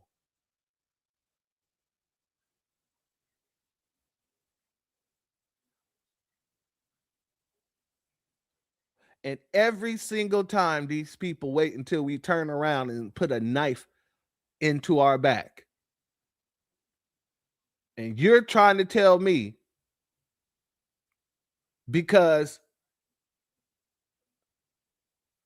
you want to have relationships with a bunch of people, you want to have this imaginary friendship, kinship with a bunch of people who quite clearly, literally showed us who the hell they are. And as Maya Angelou said so goddamn profoundly, when people show you who they are, you believe them. And you're just mad because Foundational Black American is believing what people show us daily. This whole year, there has not been one day that an African or a Caribbean didn't make a video talking mess about us.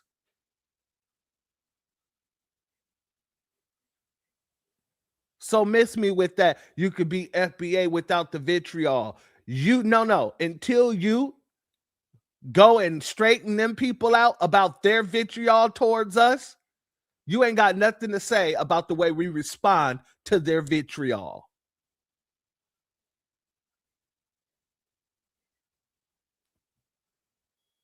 What Dr. Baba Smalls was speaking. And we can, as long as you act like the majority of people out here in this movement are not saying these things, you are an anomaly. You are not I promise you, you are the anomaly, not the norm. Yeah. Also, Let me respond to that. Hold on, let me finish. Hold on. I'm going to close. I'm going to land my plane. It's a divide and conquer technique, and people playing without fears.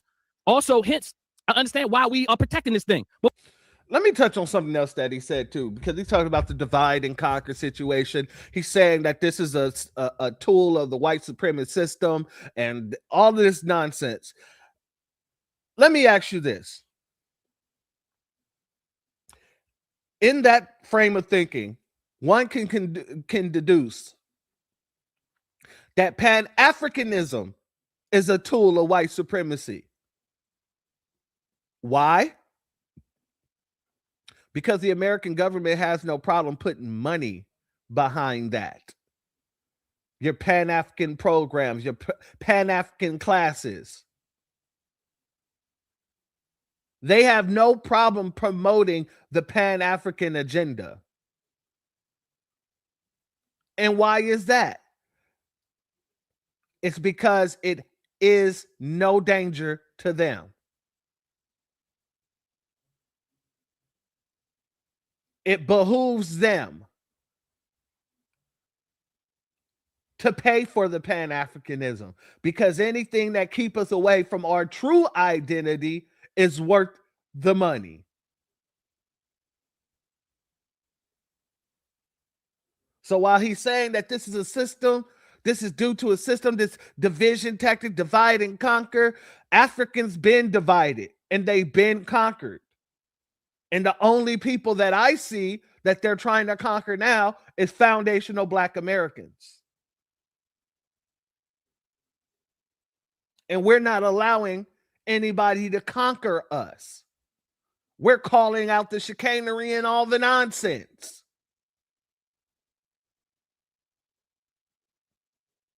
That's what this is really about. Yes, this is a divide and conquer situation, but it isn't the Africans that's being divided and conquered.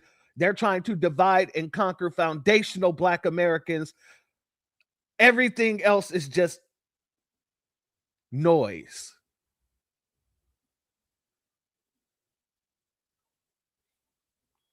Shout out to Jessica. She's your queen to be, a vision of perfection, an object of affection, to quench a royal fire, completely free from infection, to be used at your discretion.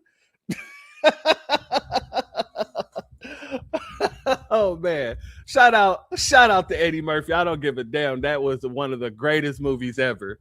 God dang it. That was one of the greatest movies ever. Sexual chocolate. Oh, let's get back to it.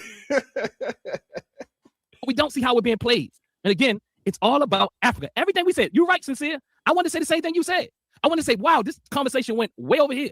But the reality is, when you rewind this and you look at this presentation, a lot of the conversation was about really, even if people didn't directly say it, and even Brother Unc showed in the clips, that it was about not only delineating from Africa, but delineating from African unity, not delineating, separating from African unity, a critique of Pan-Africanism, and saying, and even in some ways saying that we are not African. Yeah. Majority of the people here, us, those of us who you consider FBA, would consider myself FBA if I didn't have all this ideological stupidity. But so what I'm saying, and yes, I will say, I didn't say I have a degree, but I'm saying I'm a social scientist. So I'm understanding that there's a lack of understanding about statistics going on here. No one's asking, we're speaking in these generalities. You understand? And these generalities hurt us.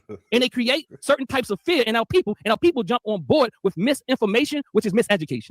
All right. Dr. Ma, you know I'm an MC, right? Yes. So I made a song called Revenge of the Akata. And the first line of the song, I said, this is for the tether class, not for the writers in the diaspora. And then I went on to express, the specific grievances. And I named all these bunch of different non-FBA groups, and not just Black ones, by the way, either. Latinos, Arabs, everybody got. You sent me that song. That's a dope ass song, brother. Yeah, it is dope. Shout out to Hula Gang. What size is that blazer? All I know is it's shrinking by the minute. This is why his neck, it seems like it's getting tighter around his neck. You look like he's holding his breath. That's because that blazer's getting very tight every second it passes. You know, bro. That's what I keep trying to say. From the first line that I said, that is my stance. This is for the tether class, not for the riders in the diaspora. I've always made a distinction between the two. That's one thing. Now, the other thing I want to say to respond to what you were saying, you said that Professor James Smalls was critiquing the vitriol that goes on in the FBA spaces towards Africans. The thing that started this whole conversation was our brother Chase, shout out to Chase McGee, our brother Chase posting a video with Dr. Smalls on 125th Street, speaking, saying the things that he was saying in the video. Everybody know what I'm talking about here. Everybody know what I'm talking about. I don't know. What you talking about? All right. But everything that he said in the video, and even according to him when he was on your show, he said everything that he said was true. He didn't make up nothing in that video. Everything that he said was true about how the Africans come over here and their disposition towards us. Right? And everything that he said in that video is the same thing that we're saying when we get accused of being divisive, the vitriol that you're talking about and all that. It's the same exact thing. We're talking about the same people. He wasn't castigating all Africans in that video. He was talking about the tether class. Same way we're not castigating all Africans and Caribbeans. We're talking about the tether class because the tether class is a problem. And we have to point that out. They don't do a good job of pointing it out. I agree with you. Culture, we got coons and Sambos and all that in our culture, but we also have these words in our culture to describe these people, to make these people pariahs within our society. They're not just welcomed in like that. That's not the majority of our conversation. One, and we don't. Why we have the word Sambo, coon. Do you remember the question I asked Bobby Smalls? Which question? Bobby Small. I said, Bobby Small. I said, in essence, I asked him the question. The question was, can two people or two groups of people be saying the very same thing, but due to the intent, it'd be something very different? And when I am saying again, see, brother, sincere, I truly do, and I'm not trying to be condescending. I'm not saying nothing. I think your heart is in the right place. I listened to even some of the part over there. You feel like Dr. Bobby Small was lost, and that's okay. But there is some gaps in what you're seeing. But I'm not saying anything that you're saying. I think the generalities are off. I think your social science is off. I think your statistics is off because no one's asking these questions. And when you throw out sweeping statements, it implants or deposits thoughts and ideas in people's minds. So we have to be very careful. And you are, when you say pardon? I just want an example. Sweeping statements like what? When just listen to the video you just said, right? Y'all generalize Pan-Africans. Y'all say no Pan-African does this, right? I don't know what it was, right? That's a sweeping statement, but it's false. It's false. It's false. You can go and you have to go. You know why it isn't false?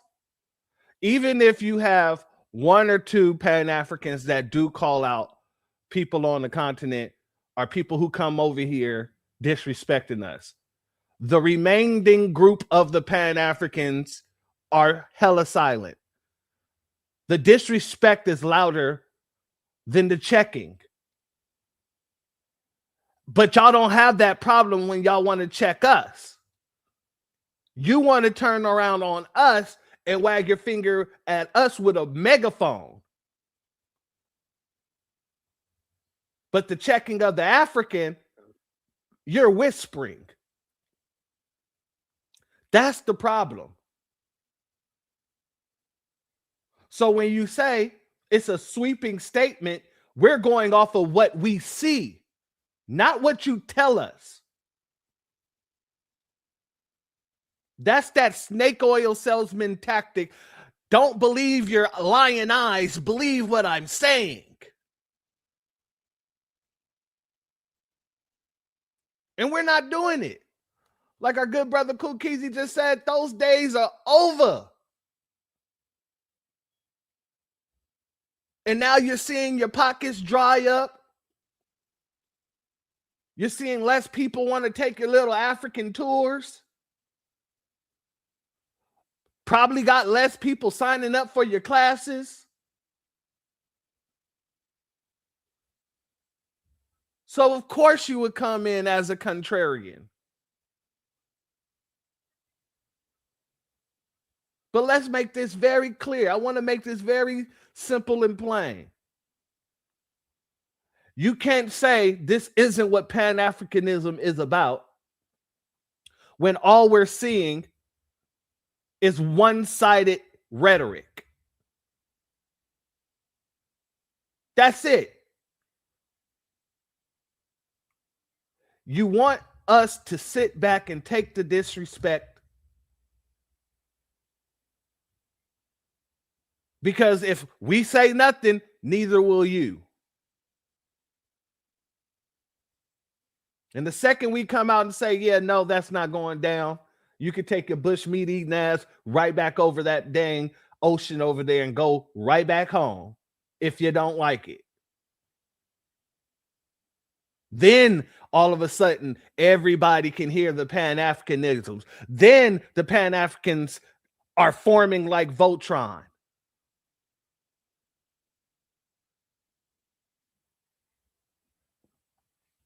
A B1 salute to our brother, Mr. Ishmael in the building. Much love to you, my good brother. Thank you for being here. It's good to see you. Ain't too many folks rocking that red, black, and green too heavy either. Exactly. Exactly. You're seeing more of us getting on that lineage code business. So instead of red, black, and green, we're seeing red, white, and blue. We're seeing instead of the RBG flag, you're seeing the Black American Heritage flag. Instead of seeing people trying to rush over to Africa, we're trying to rush over to these mounds. We're not caring about that side of the world at this point in time. We're too busy minding our business and standing on our square. A B1 salute to our brother Leonardo Yuda in the building. Much love to you. Thank you for being here, family. Let's continue. You have to say, well, some don't. But the reality is, if you know, you have to do some research. And the research, even if you did it yourself, you have to go and talk to 10 Pan-Africans. Just go and talk to 10. Listen, I already know that that's true. Like I said, I got plenty of videos where I use. Hold on, back up. Hold on, let's qualify what you're saying. So you're talking about science here. What are you saying? What I'm saying is, I know that it's not all Pan-Africans that get down like that or that think like that. But that's what you said. No, in the video, no Pan-Africans. It was black and white. Okay, maybe it could that way in that short soundbite. Maybe it could have that way in that soundbite. But I have tons of videos. I have hours and hours. You know what I call it? You know what I call it? I call it split. Just go by a soundbite. Like I said, I said this on Dr. Maya show for many times. When we are operating from a place of fear, and FBA is, and I'm not saying we shouldn't protect nothing. Don't get me wrong. But what I'm saying is, when we're operating from a place of fear, we're not able to hold nuance. We're not able to look at the whole picture. We start to look at the differences and how this one did that, and not look at the big picture. You're the one that's erasing the nuance. What happened? You're erasing the nuance. Also, help me out. By just taking that soundbite and making it seem like. No, I didn't. No. Look, brother. I'm not erasing nuance. I'm saying in that soundbite. I'm not saying that's the only thing you ever said. But what I'm saying is that was an example. You asked me for an example, and I gave you one example. You want me to give you others? No. Okay, just understand it. I have pointed out. Brother, just understand. Brother, concede to a point. Concede to a point, brother. See, this is what I'm saying. You have to do some more thinking on this. And Booker T. Coleman's son, just because he's the prince of the prince, don't mean that he's an authority. But what I'm saying is, see, these are psychological warfare tactics. He's talking about Baba Kaba Cabernet. Because they brought him in. They all pseudo. They all misinformed. He became an authoritative figure, which is so. And then he goes and disrespect Dr. Kaba. They're all pseudo. Really? Who the hell are you? Like, I don't know who this guy even is. I've heard more from this dude on this in these past 3 broadcasts that I've been doing than I've ever heard in my life. This guy is quite literally a nobody to me. But you come in disrespecting people that we have high respect for, and you expect us to listen to your ridiculous points? You out here throwing strays. Dr. Kaba just caught a stray.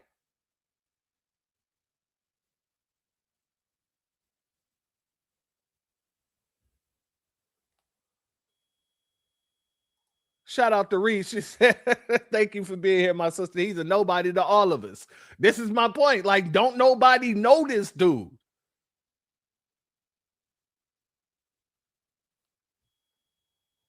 Our brother, Mr. Ishmael, said both of them niggas nobodies. Hey, I will have to agree. I'm inclined to agree. I've never seen either one of these folks in my life. Dr. Ma'at, I do know. And I know Dr. Ma'at from the Hidden Colors, the Rally for Reparations. As a matter of fact, me and Dr. Ma'at on Instagram, before my page was shadow banned, we had a disagreement about something, and I can't remember what the disagreement was about, but she did extend an offer to me to come on her platform and have a conversation about it. So even though we didn't see eye to eye, I don't remember exactly what it was about. I still respected her because of the fact that, you know, she still extended that invitation to me to have a conversation with her. So with Dr. Ma'at, I kind of understand why people don't want to, how do you say, paint her in a broad brush. But, you know, her actions will allow people to paint her whatever way they're going to paint her. My thing is, I can understand her. These two people, I don't know nothing about. It's like she's pulling them into the spotlight.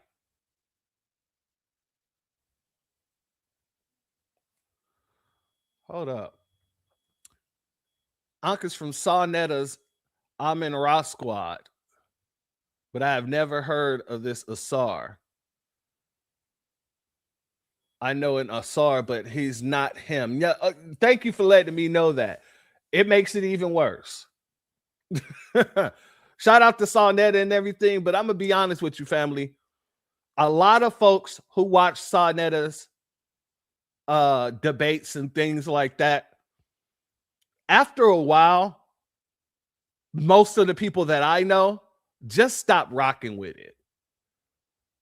Because to be honest with you, all it was is intellectual masturbation. Two people arguing about information that should be given to the public. That's just what it is. After a while, it just becomes a drama-filled TV show. And people such as myself just became uninterested in Saunetta. So I've never seen this guy on Saunetta. Let's be very clear about that. So I still don't know who the hell he is, even though you just told me who the hell he is.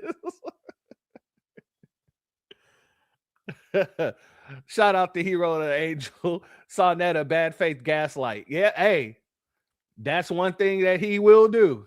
He will gaslight.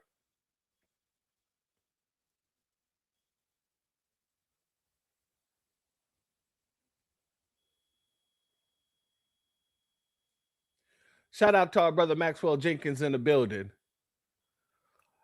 Y'all may have love for my op, but she's a no-gooder for me. She's a two-faced op. Hey, and I understand, like I said, I'm not telling people how to think about anybody. I'm just saying where I was coming from, why I had some respect for her. Now, like I said, that comes from the past.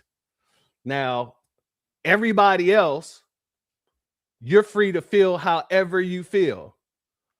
I am not here to give you any advice on who to trust and who not to trust, because trust me, after seeing this, I'm I'm side-eyeing her too.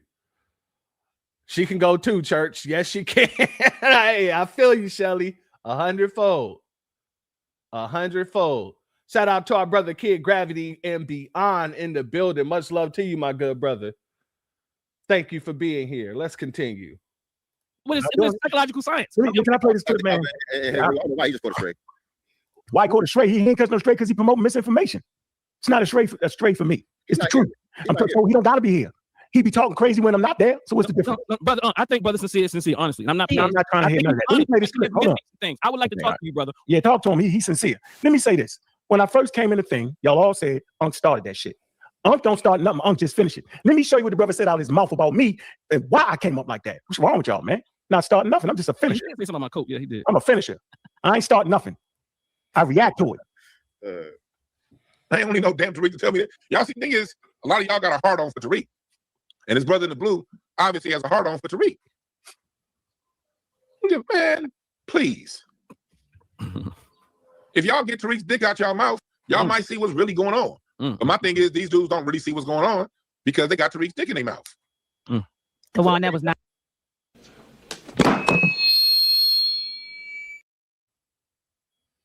Hey, facts. Facts. This is what it's all about. Like I said, if it was about the delineation process in itself, there are many people that's been speaking up for delineation way before Tariq was doing so. I'm not hearing the same kind of energy. And that's because they're not concentrating on all the people who've preached delineation, including James Small.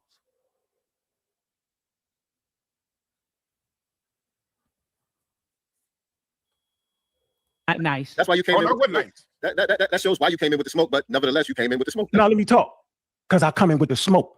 And I didn't come in with the smoke for no damn reason. As long as I live, I ain't never letting a man push me to his private parts to say what's in my damn mouth without smacking shit out of him. So we ain't playing this wild fake game where we fake and parlay. I already know what it is. That's why I came in like that. Y'all think y'all got some groundbreaking information and we crazy. I'm sitting there telling you, y'all producing bad information. And all the elder shoulders y'all standing on, they have produced bad information. The crop is fell. We here to raise the game. We raise the game now. We have fluent with what we talking about. We practice scientific literacy. We know when you scamming. So let me see if I got this straight. You want to slap somebody in the mouth for putting a hypothetical dick in it, but you don't think you should be slapped in the mouth for disrespecting our grandparents, our great-grandparents, our elders? Because to be honest with you, that warrants, yeah, pause, KG, pause. Shout out to KG, man. That was crazy. For sure. I don't even know what to say. Shout out to KG. But these folks think that they deserve respect while disrespecting the very people that we honor, while disrespecting our family. I don't see that. I believe if you're disrespecting me, the disrespect is going to be just as loud coming from my side. I match energy over here. So if you want to be disrespectful to me, it's fair for me to be disrespectful to you. If you want to fight about it, I got pause to do so. It's just that simple. If you don't want to be disrespected, don't go around disrespecting.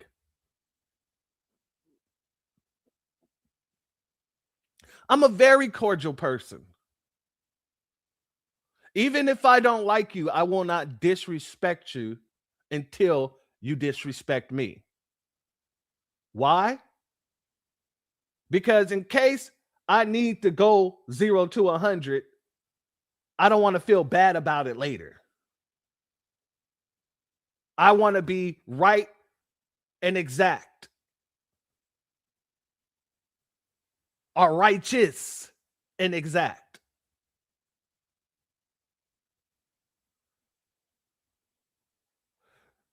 But the second that you disrespect me, you disrespect my family, that makes everything fly out the window for me. Real quick in a hurry. Because the shoulders that I stand on aren't to be played with. It's that simple.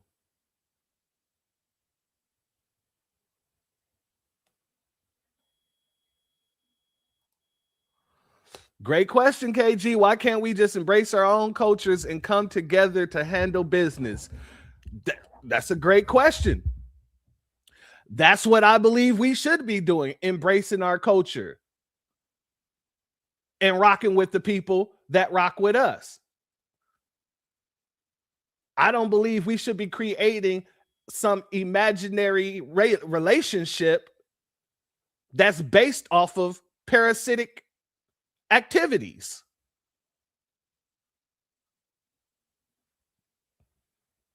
And I don't believe anybody should be going around trying to convince us that it's the wrong thing to do to cut off the parasitic relationship.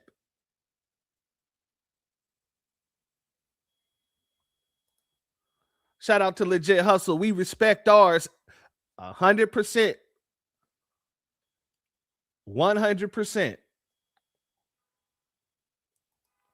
Let's continue. On Flim Flammers the whole time, acting like it was 5,000 people in the coast, and they was already here. Get out of here, bro. You scamming. Sincere, you acting like you understand the topic. You don't. None of y'all understand what Pan-Africanism is, and none of y'all know what the hell y'all talking about when we talking about the ethnogenesis of African Americans. Y'all don't know your daggone history, because if you did know your history, you wouldn't have came up on the damn radar. You the smartest one in the room, brother. I am not the smartest one in the room. I'm talking. So I know what I'm talking. Everybody else got to talk. Let me finish my point. Let me finish my point. You're smarter than all of them. Listen, yeah, I'm trying to tell you that I stand on his shoulders. And you upset because nobody don't really listen to you. No, I mean, ding, ding, ding, ding, ding. Damn! That is the case. He just put it right on the table. This is what it's really about. You're mad that nobody listens to you. You're mad that you don't get the attention that you believe you deserve. You're trying to make yourself the go-to voice on Pan-Africanism. You're trying to make yourself the leading teacher, and nobody cares. You're like the crazy guy standing on the corner with the megaphone, just spewing all kinds of religious propaganda. And people are just walking by you on the streets and looking at you and keep on walking. You ain't getting the crowd to circle around. You can't get the ears of the people that you want to hear you. And this goes to show, like I say several times over, if y'all cared about Pan-Africanism so much, there are a group of people that are not us, that's not FBA, that practices Pan-Africanism. Why not get with them and y'all can go do your Pan-African thing and leave us to our own devices?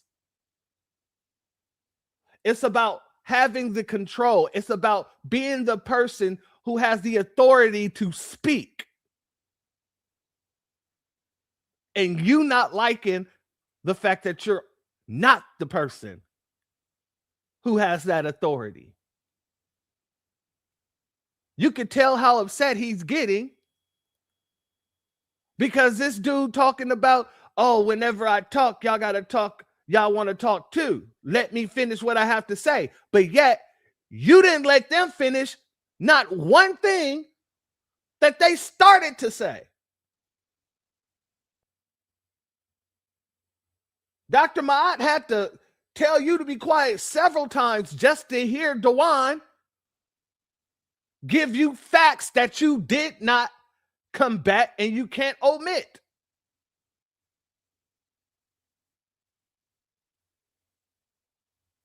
So this is what it's all about. You're mad because nobody cares to listen to you. Not that they really should care to listen to you.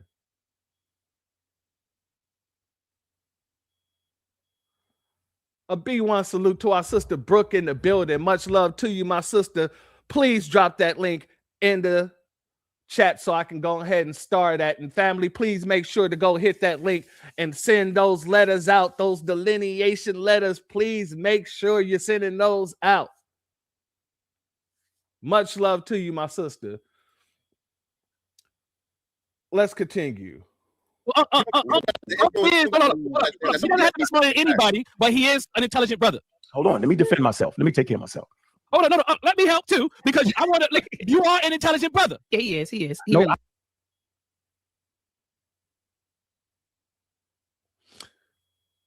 Family, I don't want to say it. I don't want to say it. Damn it, I'm going to say it.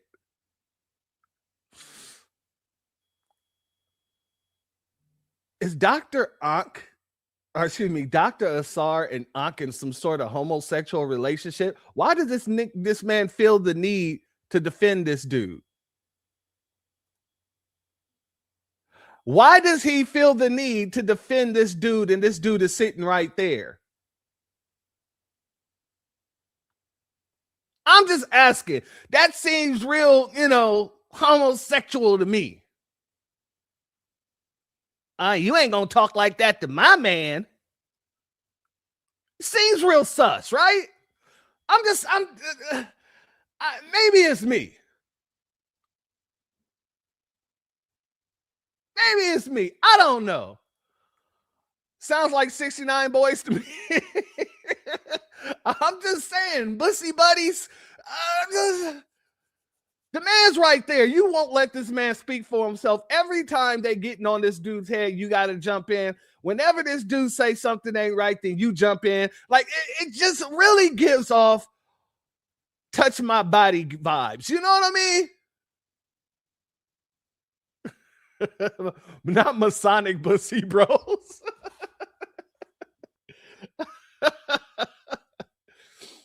Salute to our brother DSA in the building. What's up with you, family? There he goes with them pom-poms waving. Absolutely. I smell zest. Nah, church, is not just you. Okay, I'm just saying. B1 salute to our sister Ramisha. Rashima Rice, excuse me. Much love to you. Thank you for being here, family, and bringing the baby oil. As well as our sister Donna C in the building. Much love to you, my sister. Thank you for being here. Yeah, I'm just saying. It just seems real suspect to me. Not men on film. Oh, let's continue. I don't listen. You might not say it. I'm saying it. Okay, appreciate that. I can be the dumbest nigga on this platform. You're not. But what y'all can't do is y'all can't pull one serious. I don't know about that. He might just be the dumbest nigga on the platform. I'm just, in my honest to God opinion. In my honest to God opinion, it's like a tug of war in between these two brothers here, the Aunt guy and the Asar guy. Yeah, it's a real tug of war trying to see who's the dumbest on the panel at this point in time.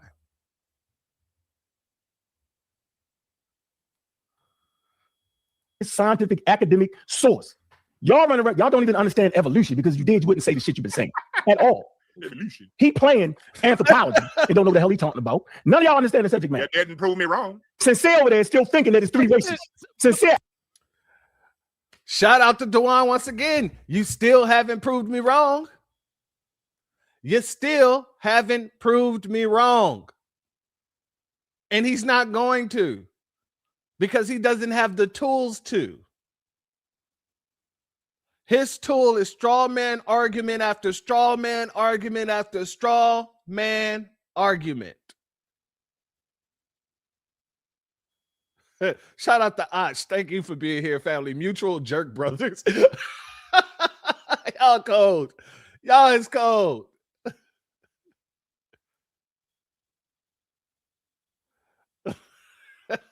I actually think it's three races. You want to play that clip too? Yeah, I'm gonna play that clip too, Sincere. I'm saying y'all not qualified to even make the daggone stances you make because it's based off of bad information and the elders' shoulders that y'all standing on. They misinforming us. He keeps saying, listen, I don't gotta back down. Logical warfare. Listen, I don't gotta act like the elders we talking about. I'm saying they understood to a certain point, and I'm saying the point we are here right now, we promote evolution as a way to understand African American history, bro. And if you can't understand that statement, we use anthropology. We celebrate excellence.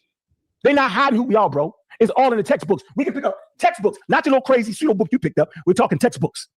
Okay? We're not talking a book that anybody can write. Textbooks is the standard. No, we're not. That's a. You know, it's real funny how these folks will sit here and tell you that the textbooks are all lying until they need to use the textbooks. Have you noticed that? These folks will tell you that the schools are miseducating our children. But then we'll turn right around and reference a textbook from one of those schools.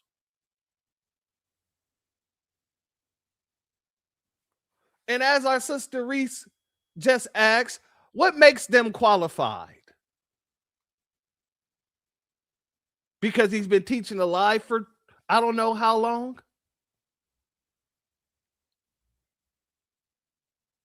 In his head, he's highly qualified. I'm gonna be honest with you. It reminds me of that song from the Boondocks where Grandpa was beefing with Thugnificence. I believe this is where it all boils down to. You just mad because your ass is old. Want to be heard.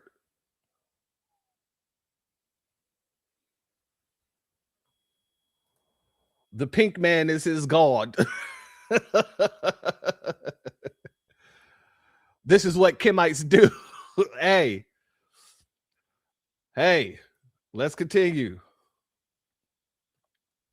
Pseudo book. We talk about textbooks. Paperback. What are you talking Textbooks. about? This is a hardcover. No, that's a pseudo book right there. Anybody can write that track. University of Indiana. Hey, I don't care. I'm not listening. while you look for the 3 race clips, brother Sincere, I got brother Sincere. Another good book that you should check out is Booker T. Washington in Africa: The Making of a Pan-Africanist by Dr. Taryn Wright. This is a really, really good book. Booker T. Washington in Africa: The Making of a Pan-Africanist. I haven't read the book, but I've heard you break it down when you by were doing, Dr. Taryn Wright. I want to say one thing before we doing move like on. the book club thing, and you Yes. guys read that book. Yeah, Yes. I've heard some of your broadcasts breaking down the book. I want to say one thing. The book is she's serious. She's a serious sister. Serious sister. I'm curious to why Sincere turned down my invitation to talk. Let me say one thing for you, because since my name is brought up, I'll say one thing before I move to the next video.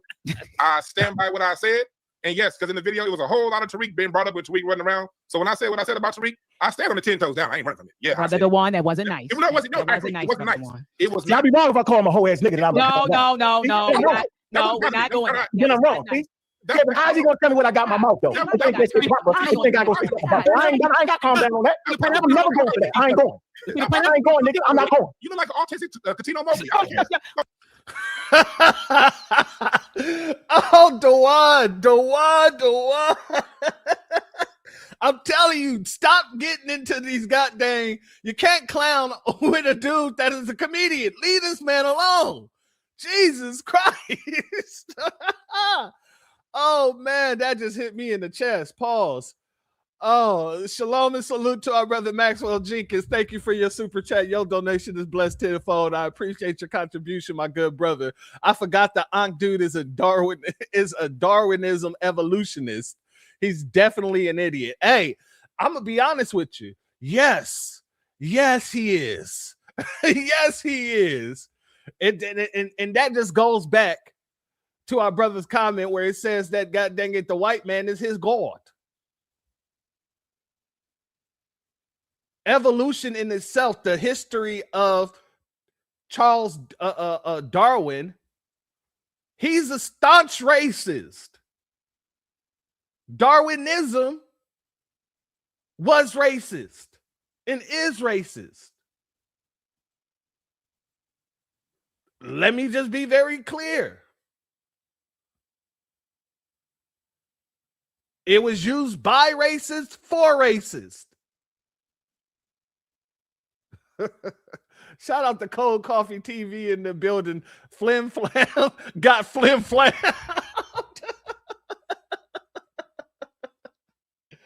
Oh, Jesus Christ. Man, these people. Let's continue. You gotta laugh. Because, you know, you can't write this stuff. This is just 100% written by the Most High's hand. Shout out to our brother Jesse Perez. Yep, the father of scientific racism, Charles Darwin. Absolutely. Absolutely. I'm pretty sure that Ankh probably runs around here talking about how abortions is healthcare for black women. I'm pretty sure he has a picture of Margaret Sanger over his bedside.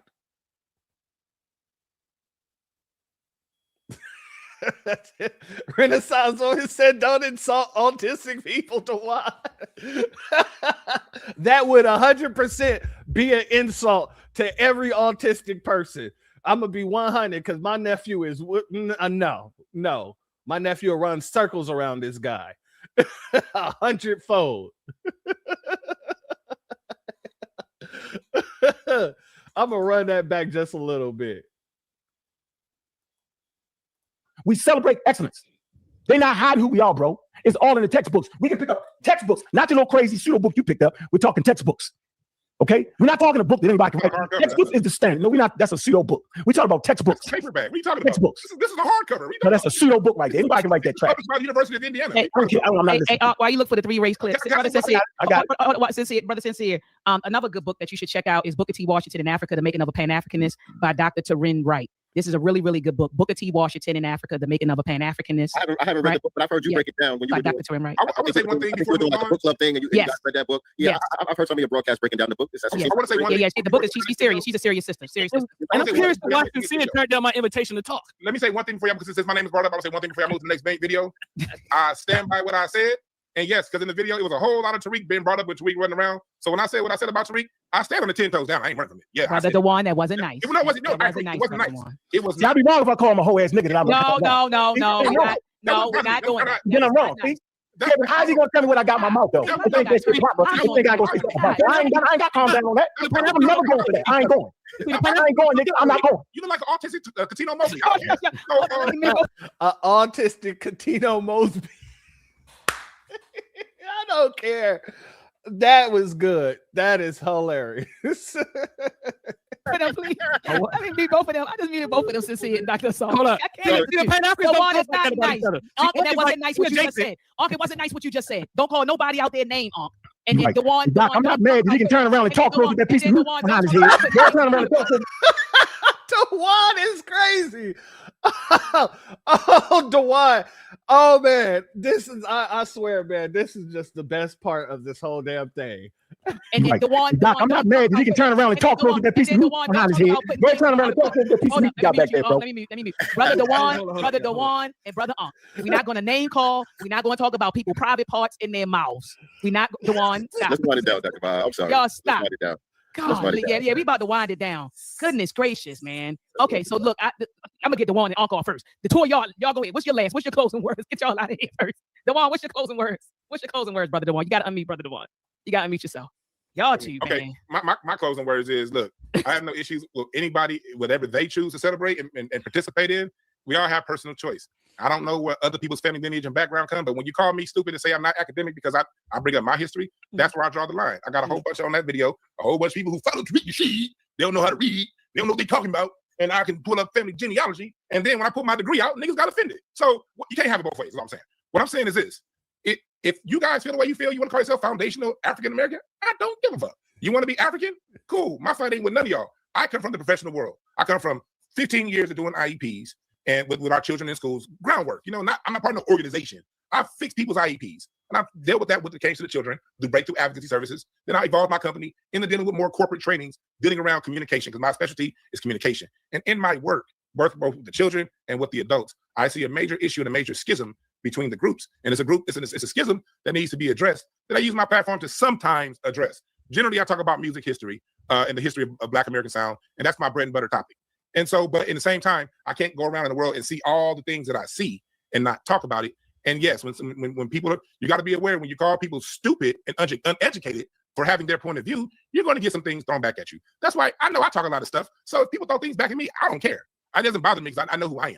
And I know, and sometimes I'll be like, damn, Dewan, you did this or that. You did go, sometimes this is myself like, damn, you did go hard. So when people respond and have what they have to say, I'm not going to sit there like, look at him, he mad right now. I'm saying he mad. I ain't mad right now. He's sitting there speaking right now.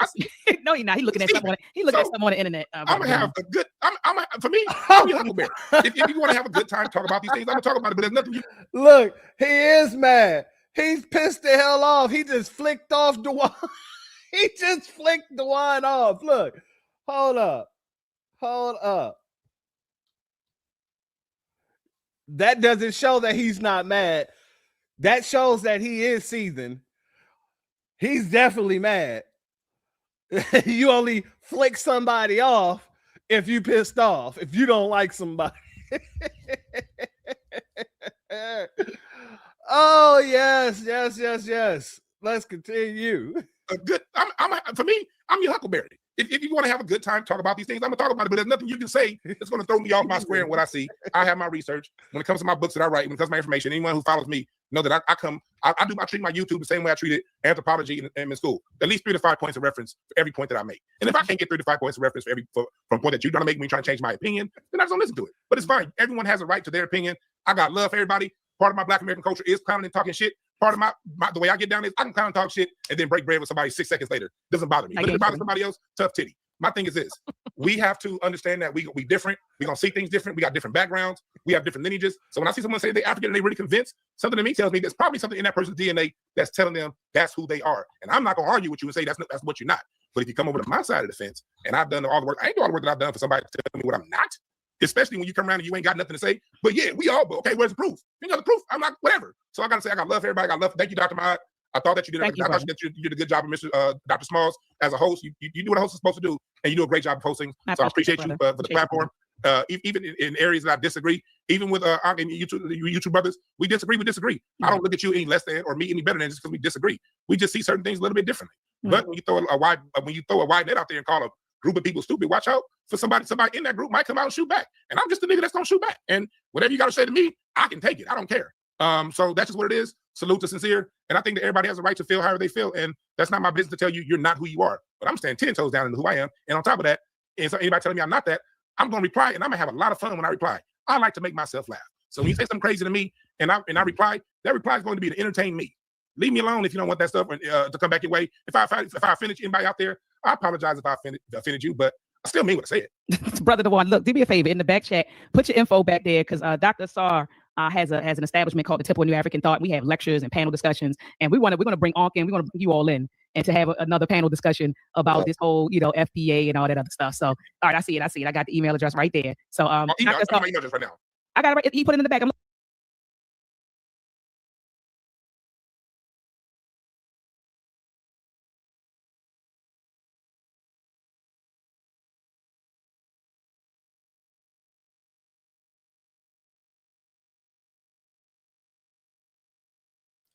Sorry, family, my mic was muted. Family, this just reminded me when she just said that of Sawnetta. She want to have another panel discussion with these brothers where they're going to do some event. No, because they couldn't even have a panel discussion here. There was no discussion being had. It was just a bunch of circling the wagon, to say the least. Flim-flamming out of this guy here. Flim-flamming, as he liked to say. That's all you got, was a bunch of flim-flam.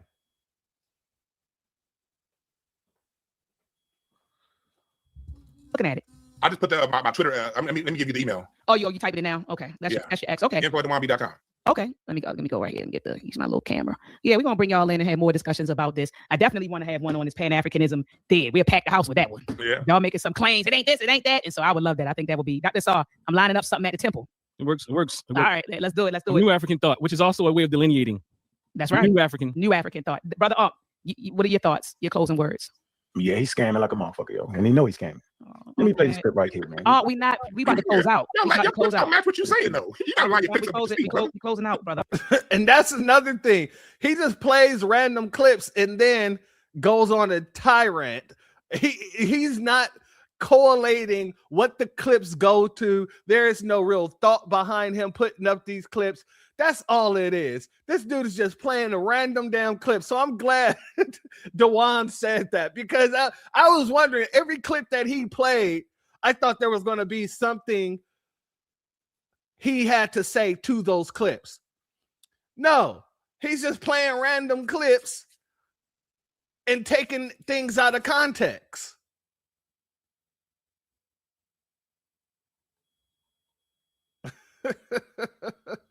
This dude is defeated.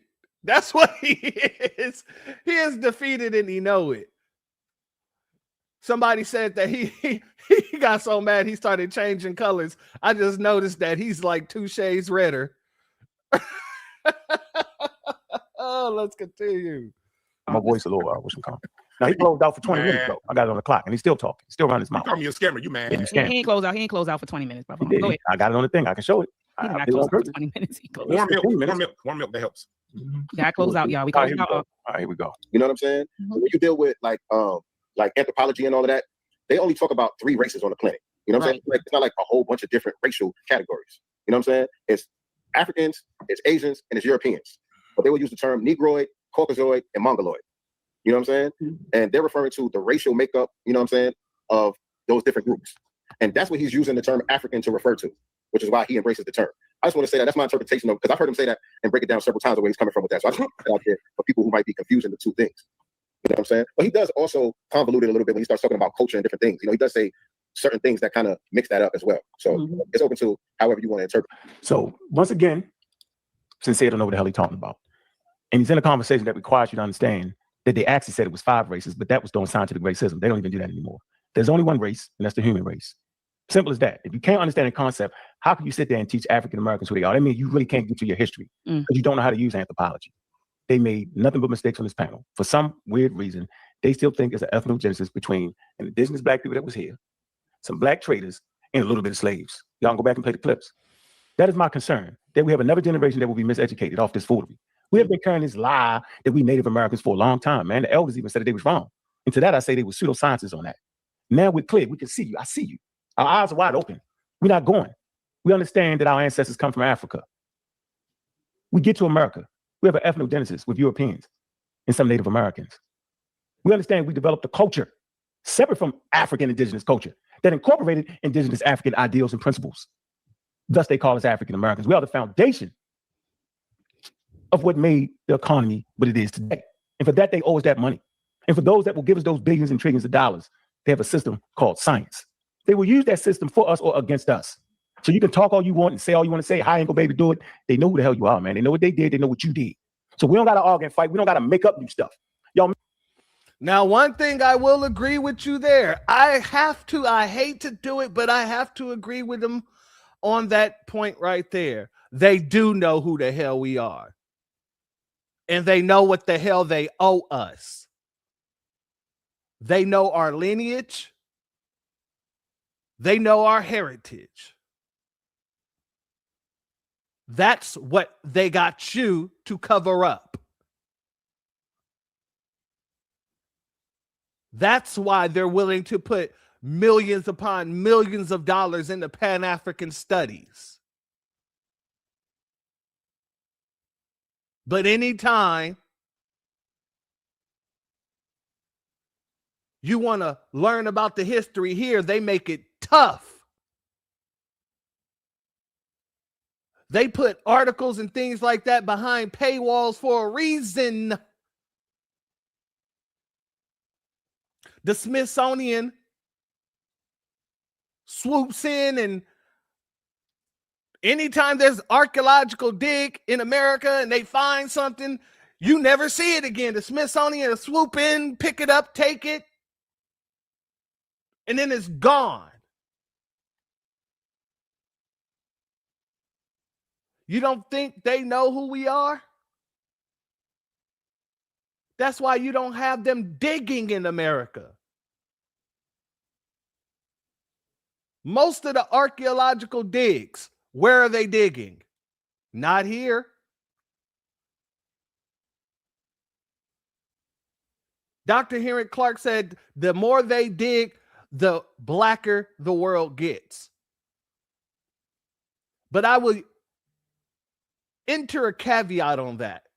The more they dig in America, they find out the blacker America is. So yeah, I will give them that. They know who we are. And that's why they keep flying in people to try and circumvent who we are. But let's let them continue. Picking up new stuff based off of not understanding the subject matter. I'm not never allowing a group of continental Africans, a couple of them, because I ain't like I know all of them, to talk shit, and all of a sudden that make me follow a wild movement that's defiling everything that we all know we come from. Makes no sense. And I'm never making up shit just to get my point across. They came in here tonight and they made it up. They make my man down there swear he a damn Indian. He just won't say it. In his heart, he think you're Indian. He won't say it. Lisa said it. Lisa said got up hard to say, yeah, yo, I'm with the people that was already thinking. You see my heart with them this man right here, yo, he Chief Broken Foot. Chief Head talking with the meat on the back of it. That's what I'm gonna call you. Meat on the back of your head, chief. Talking. See. I'm stopping. Hey, did nobody laugh? My point is very, very important here. Funny, just be funny. That's all. My point is here, and it's very, very important though. Let this be a precautionary tale. Cautionary, not precautionary. If you don't understand literacy and scientific literacy, if you don't understand how to get to your damn history, shut the hell up. We don't need more misinformation. If you don't understand what Pan-African or Pan-Africanism is, shut the hell up. If you're cutting hair and you get off work and you dive on the podcast, if you work in a construction site and you get off, you dive on the podcast, know what the hell you're talking about. Because African Americans, we ain't going no more. We're not listening to elders who act like the rocks is crying out. We was here first and we swam and serpent at it. We're not listening to none of that. We have the tools to produce and understand our story. We understand who and what we are. So all I'm saying is, man, y'all two brothers, y'all got to get that straight, man. First, know what the hell Pan-Africanism is. Know it's the difference between being a Garveyite, right? And understand what Pan-Africanism is and what it ain't. Understand what ethnogenesis is and don't make that shit up. Knock it off. With that, I appreciate everybody for listening tonight. I enjoyed myself, but I'm never listening to another man tell me what I got in my mouth. Plan or not, I'm never going for that. Appreciate y'all. I find it very hypocritical and stupid that you tell us that African Americans ain't listening to the elders anymore with their pseudoscience, but then you want foundational Black Americans to listen to you as an elder. What am I getting wrong?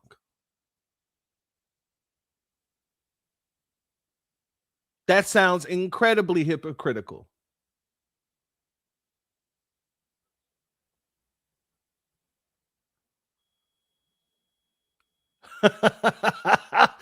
This kid's stupid. He said he got that Charmaine spirit from different world. Oh, geez, that's good. That is good. Shout out to our good sister C. Terry in the building. Much love to you. Thank you for being here, my sister. Thank you for your super chat. Your donation is blessed tenfold. I appreciate your contribution as always, my good sister. Not that Charmaine energy. Damn. Oh, man. Let's continue. Thank you, brother. Brother Sincere. Brother Sincere, then you, Dr. Sar, and then I'll say my words. I'll be very brief. First of all, thank you, Dr. Mahat. Much respect to you. Thank you, brother. Appreciate the whole panel, man. I think it was fun, although I don't think it was very constructive. I did have fun. I did enjoy myself tonight, but I'm just being honest. I don't think. Yeah, you was like it constructive. You was like, I had fun too. I ain't gonna lie, I had fun. It was fun. It was fun. I had a lot of fun, but I just don't think it was very constructive. And I thought it would be, to be honest. I really thought it would be just different. You know what I'm saying? It didn't turn out the way I thought it would turn out. Same. I share your same sentiment.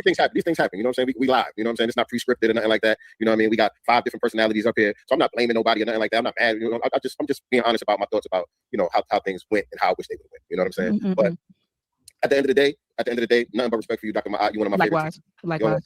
I always pick you up. I don't see any real contradictions between what I'm trying to promote and what I see you doing. I don't really see, you know, a real conflict there. You know what I'm saying? So I'm going to continue to do what I do, and I'm still learning. I'm still growing. I don't think I know it all and I got it all together. You know what I'm saying? So it is what it is as far as that. I seen people in the chat asking about the song that I mentioned, Revenge of the Akata. All my music, well, most of my music is available on whatever streaming platforms you use. You just type in Revenge of the Akata. I don't think nobody else got a song called Revenge of the Akata.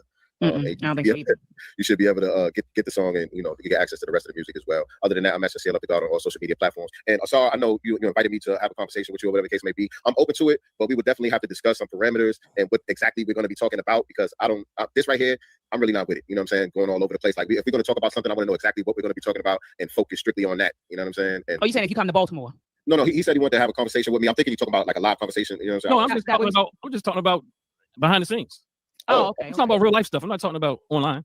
Oh, okay, so I misunderstood you. Oh, you just want to highlight them offline. Okay.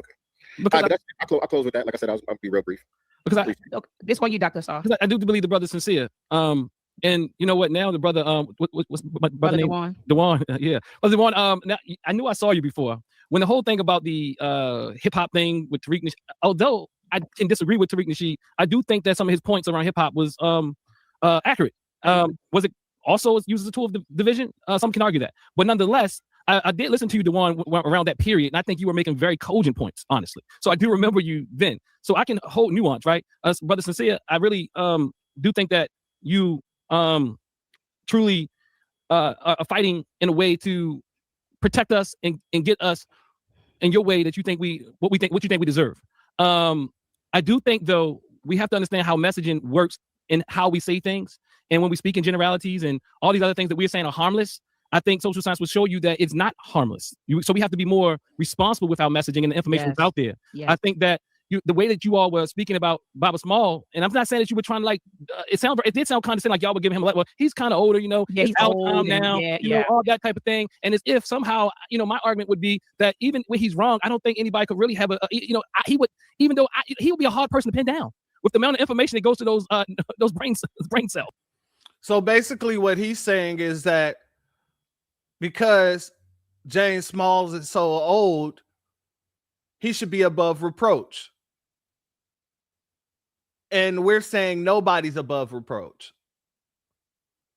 Nobody's above critique. Nobody's above criticism. Especially the people who are supposed to be elders.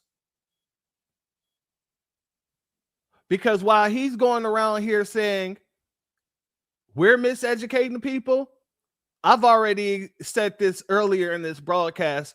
We're not miseducating anybody. Everybody is doing their own research. They're doing their own research on their families, their lineage, and how they come to be in the areas in which they are. And this disrespectful nature that they have, to then say that we're going around confusing people or miseducating people, as if folks aren't doing their own research on themselves, that's what's driving people away.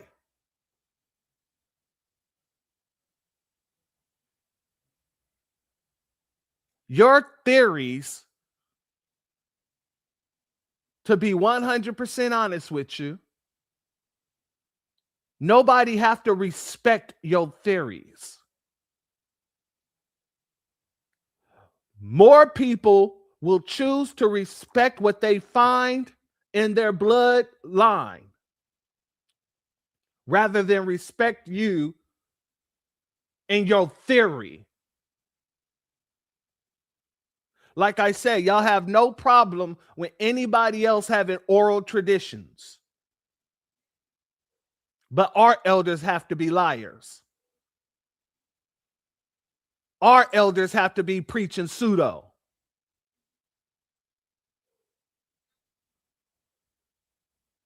The fact of the matter is, it's just disrespect.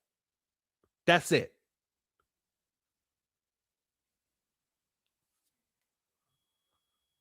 You know, in a real sense, you know, but what I'm saying is, I do agree that a lot of our elders have put out misinformation, and not just misinformation, because in 20 years, we will be saying we put out misinformation. So I don't know if I automatically call it pseudoscience all the time, but some people who hold on to it and they continue to operate in that vein, yes, that's when it becomes pseudoscience. Yes, that's my point. Yeah, so say the game.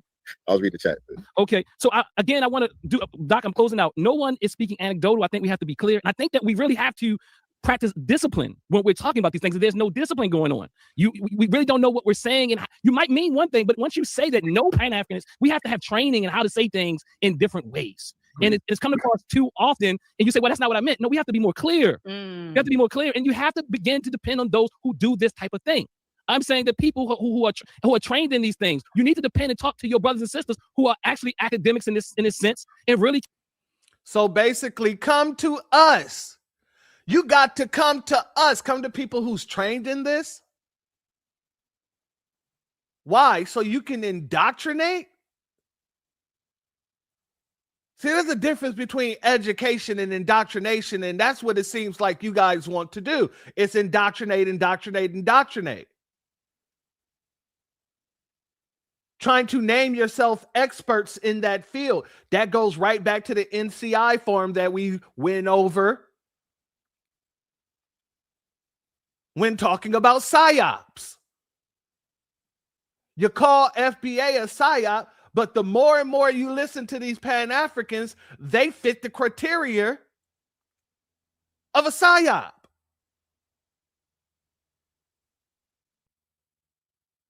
But let's continue. Can be more clear and help polish the argument, refine the argument, and the thought leader what I'm saying is not qualified. Whether or not we want to call the dear brother a qualified leader, I mean, a leader or not, he's at least a thought leader, right? So no one is telling you who you are. Anecdotally, you can identify how you want to. If you want to identify a certain way, Indian and all that, I am not going to debate you about who you are. But that's what y'all did in all of these 3 hours and 3.5 hours of this video. Is it 3.5 hours? No, 3 hours and 8 minutes and 32 seconds has been about you guys arguing the identity of our people. Y'all made sure not to call us foundational Black Americans. Y'all made sure to continue to call us African Americans. You made sure to denigrate foundational Black Americans by saying foundational African American. Don't then turn around and say, well, if you want to call yourself a zebra, I don't have a problem with it. Obviously you do. Y'all just spent all that time showing how much of a problem you had with it.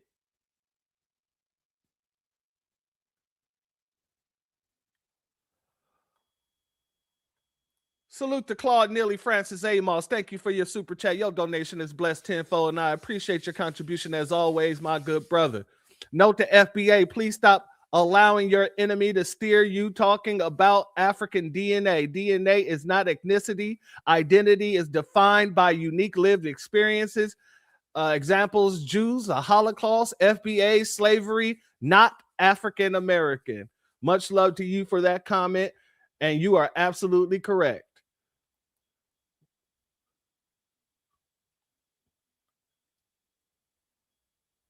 Shout out to our sister Hurricane Nisi, a 3 hour and 8 minute panel that church has 3 parts to. Well, damn, yes. That's and each 3 parts is 3 hours apiece.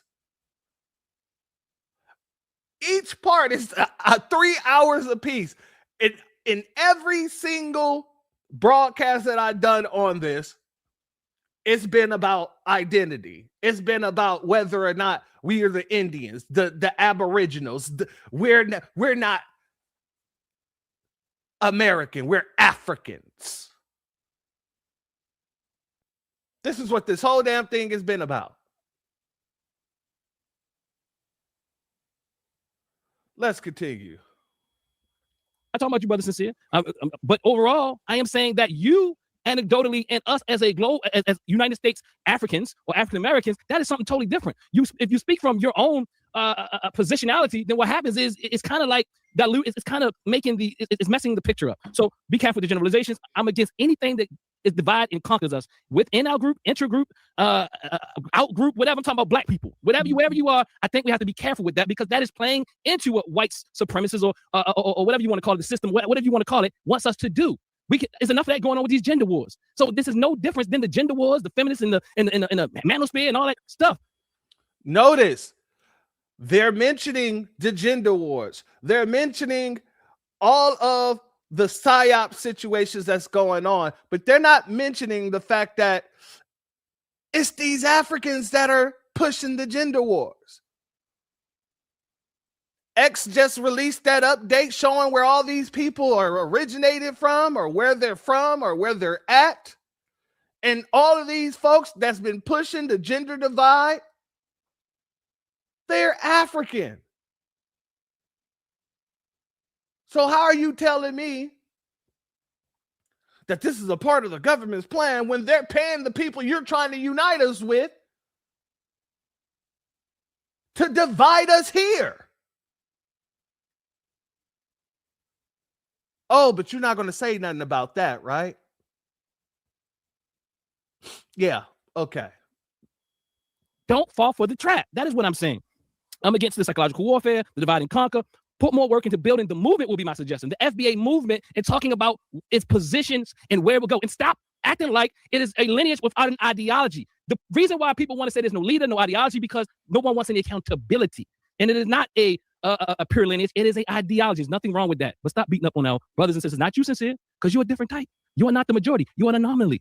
My dear brother down here too, he's so complex. I can tell he's a bright brother. That's why him and Unc going back and forth. You know what I'm saying? Both of them are bright. I'm saying, like, the wit is real, right? The wit is real. So he's one of those brothers. That's brother at the bottom, Dewan. He's one of those brothers that say, well, you know, see, Dewan, you are very complex in the way you look at things. So you don't really care. But we have to understand that the way you say things, most people don't look at the world as new. I'm sorry to say, in the way that you see it. So we have to be more responsible with the messaging we put out. Blessings. Thanks, Dr. Maya. Ain't no problem. I just want to say this, fellas. Thank you.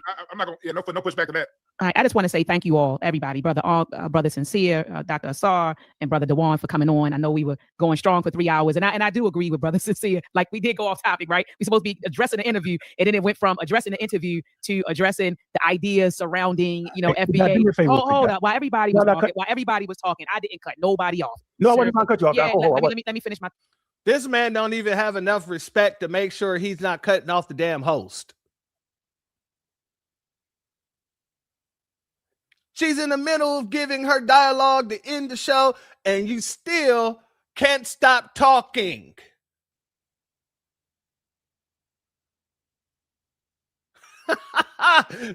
Hooligan Sinbad keeps talking. That's exactly that dude do remind me of Sinbad. You are not lying.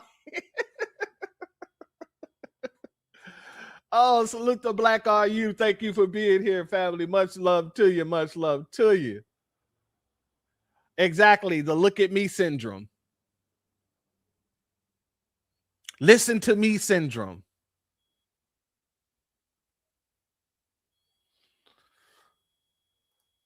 Tetherism plus Pan-Africanism equal red, black, and green. Hey,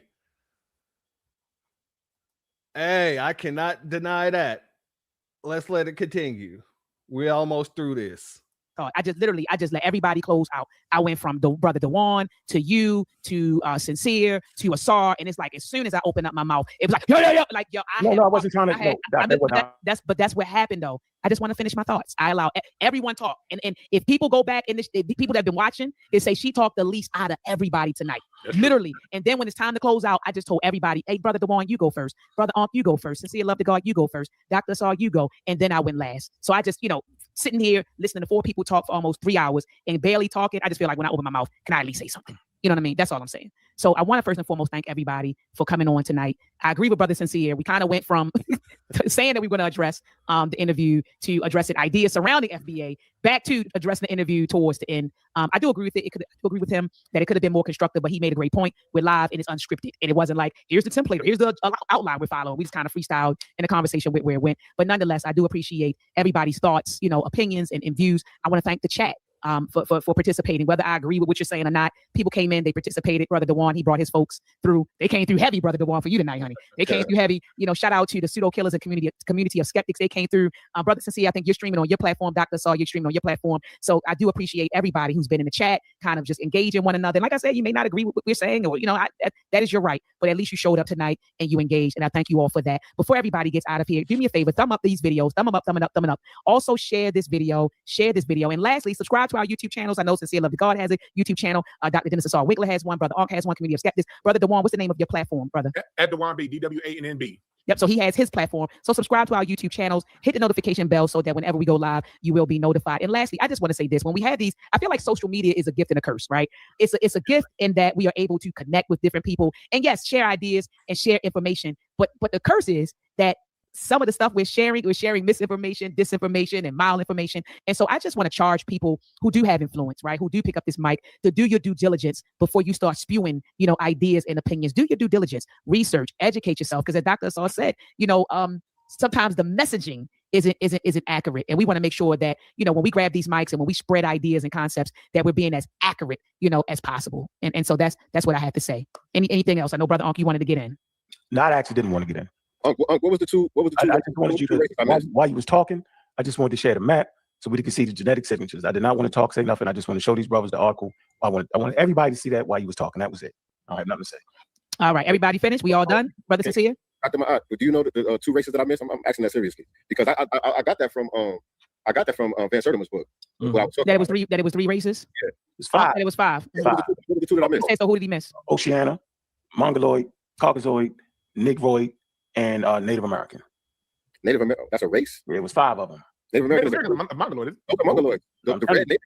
saying it was all wrong, though. That's the point. You're still promoting outdated racist information. Is outdated. That's what I'm saying. There is no such thing as race anymore. No, I agree with that point. There's only one human.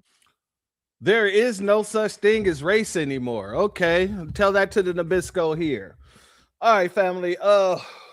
We didn't got through it. What was it? What is it? Another couple of seconds. Let me just play it out. Race point, but I was talking about the construct. But anyway, we out of here for tonight. All right, y'all. All right, family.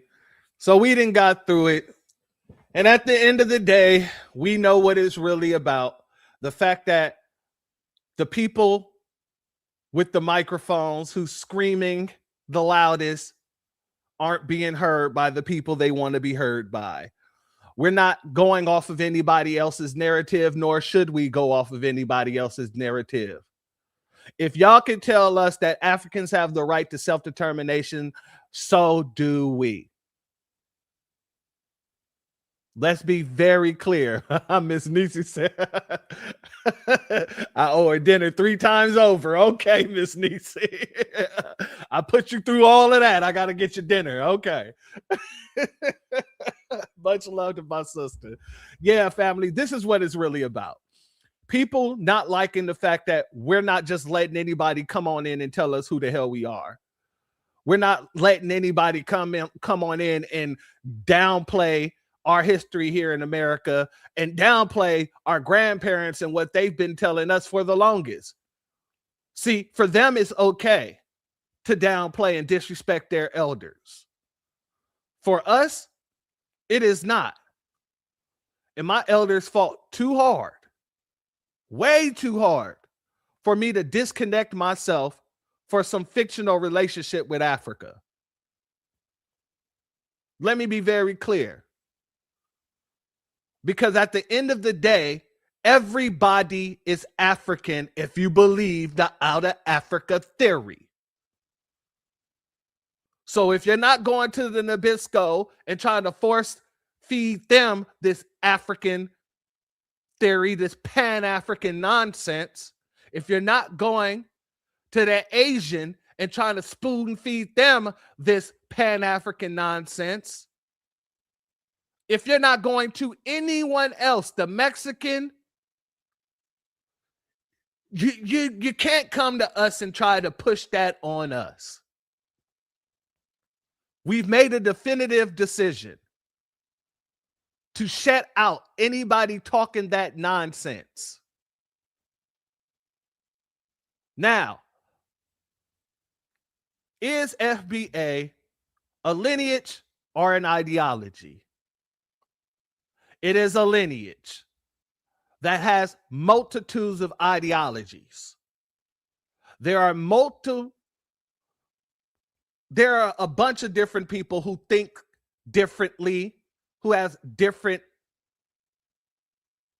theories of how things came about. Does that change the fact that they're FBA? No.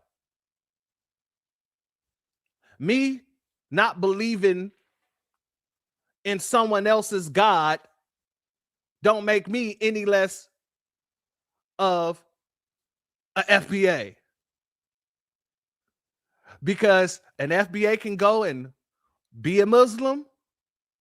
You can go and be a Christian. You can go and worship, god dang, at the altar of Ifa. I don't know. But if you're from the soil, you're from the soil. You can't take that away from you. So it isn't an ideology. It's quite simply a lineage. And it's a lineage of people who all collectively said enough is enough. So if they mad, let them stay mad. Matter of fact, I'll put a cape on you. You could be super mad. Don't care.